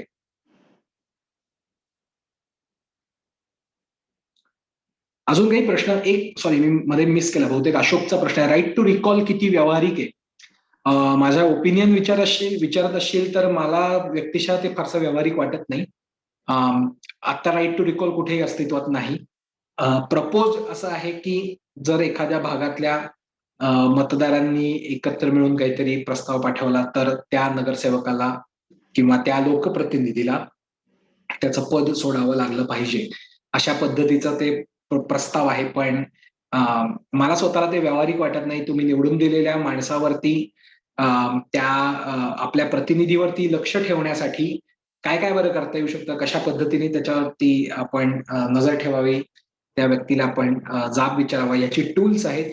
ती आयुध स्ट्रेंथन करत जाणं गरजेचं आहे. जसं की क्षेत्रसभा, गाव पातळीवरती थेट लोकशाहीचं उदाहरण दिसतं. आपण मगाशी पाहिलं की 2 प्रकार असतात लोकशाहीमध्ये, थेट लोकशाही आणि प्रातिनिधिक लोकशाही.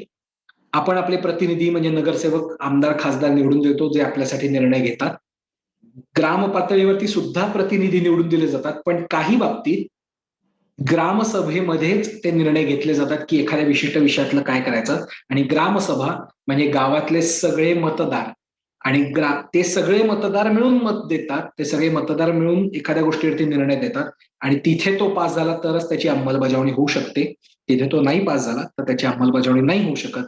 ही झाली थेट लोकशाही, जी आपल्याकडे ग्राम पातळीवरती आहे, गावातल्या लोकांकडे आहे, पण अजून शहरातल्या लोकांना काही हा अधिकार मिळालेला नाही. आणि आपण परिवर्तनसह असंख्य संघटना, संस्था यासाठी भांडत आहेत की जसा ग्रामसभेचा अधिकार गाव पातळीवरती आहे, तसा क्षेत्रसभेचा किंवा वॉर्ड सभेचा अधिकार हा शहरी नागरिकांना मिळाला पाहिजे, अशी मागणी वर्षानुवर्ष होते आहे. हे करण्यासाठीच एक स्टेप असणारा क्षेत्रसभेचा कायदा 2009 मध्ये आला देखील आहे, पण त्याची नियमावली आज तगायत बनलेली नाही. सरकार बदलत राहिली, वेगवेगळे मुख्यमंत्री आले, 2009 पासून 2021 पर्यंत वेगवेगळे नगर विकास खात्याचे मंत्री आले, पण आज तगायत त्याची नियमावली बनवलेली नसल्यामुळे अजूनपर्यंत शहरातल्या लोकांना ग्रामसभेसारखा अधिकार वॉर्ड सभेच्या रूपाने किंवा क्षेत्रसभेच्या रूपाने मिळालेला नाही. त्यामुळे अशी जर आयुध अजून स्ट्रॉंग झाली, ती जर जास्त चांगल्या पद्धतीने वापरली गेली, ती त्याला धार आली तर राईट टू रिकॉल सारख्या गोष्टींची जी क्लिष्ट आहे, जी काय म्हणतात त्याला, एक तडक फडक गोष्ट आहे.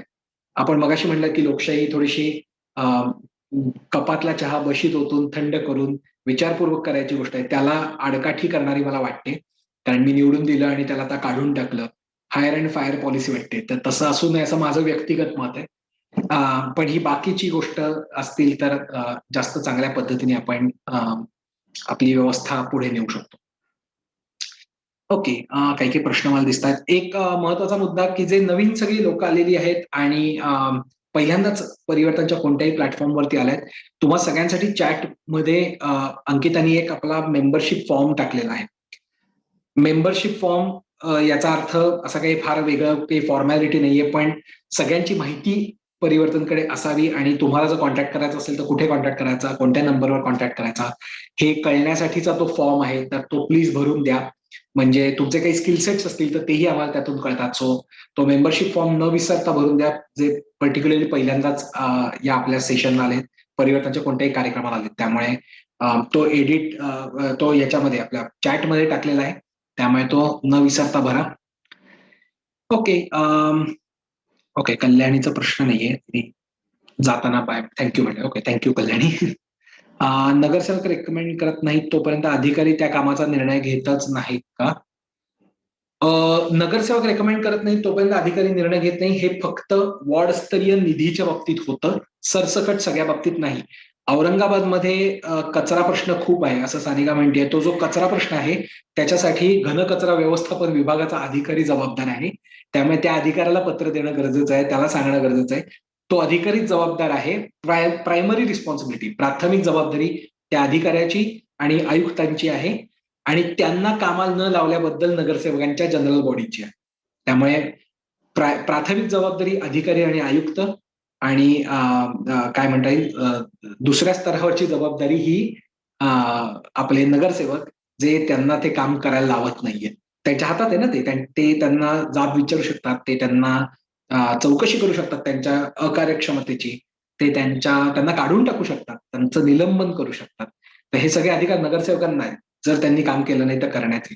तर एखादा अधिकारी आयुक्त जर काम करत नसेल कचरा प्रश्नाबाबत तर तुमच्या नगरसेवकाला सांगा की त्या अधिकाऱ्याला काढून टाका किंवा त्याच्यावरती जाब विचारा, त्याला प्रश्न विचारा की हे काम का नाही होते.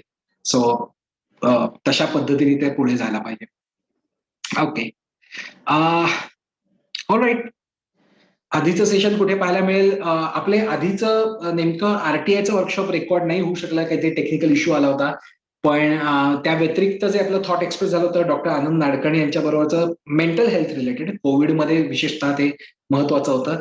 ते आपल्या फेसबुक पेज जे आहे परिवर्तनचं त्याच्यावरती उपलब्ध आहे. सो ते बघू शकता.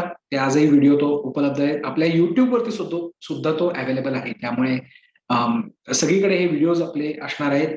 मला वाटतं की आपण हाही व्हिडिओ आजचा सेशनचा टाकावा, जर अवनी जर ते तिला वाटलं की हा योग्य पद्धतीने झालेला आहे तर, आणि जास्तीत जास्त लोकांपर्यंत पोहोचवायचा प्रयत्न करूया.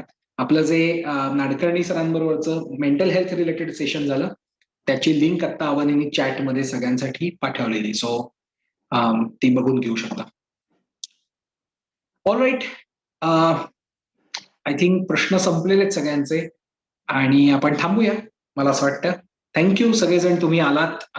नागरिक शास्त्रासारखा कायम ऑप्शनला ठेवला गेलेला विषय समजून घेण्यासाठी आणि कम्पॅरेटिव्हली अत्यंत कंटाळवाणा वाटणारा विषय समजून घेण्यासाठी. आय होप की मी नागरिकशास्त्राच्या पुस्तकापेक्षा जरा तरी ते रंजक केलं असेल तुमच्यासाठी आणि तुमच्या मनामध्ये प्रश्न नसतील.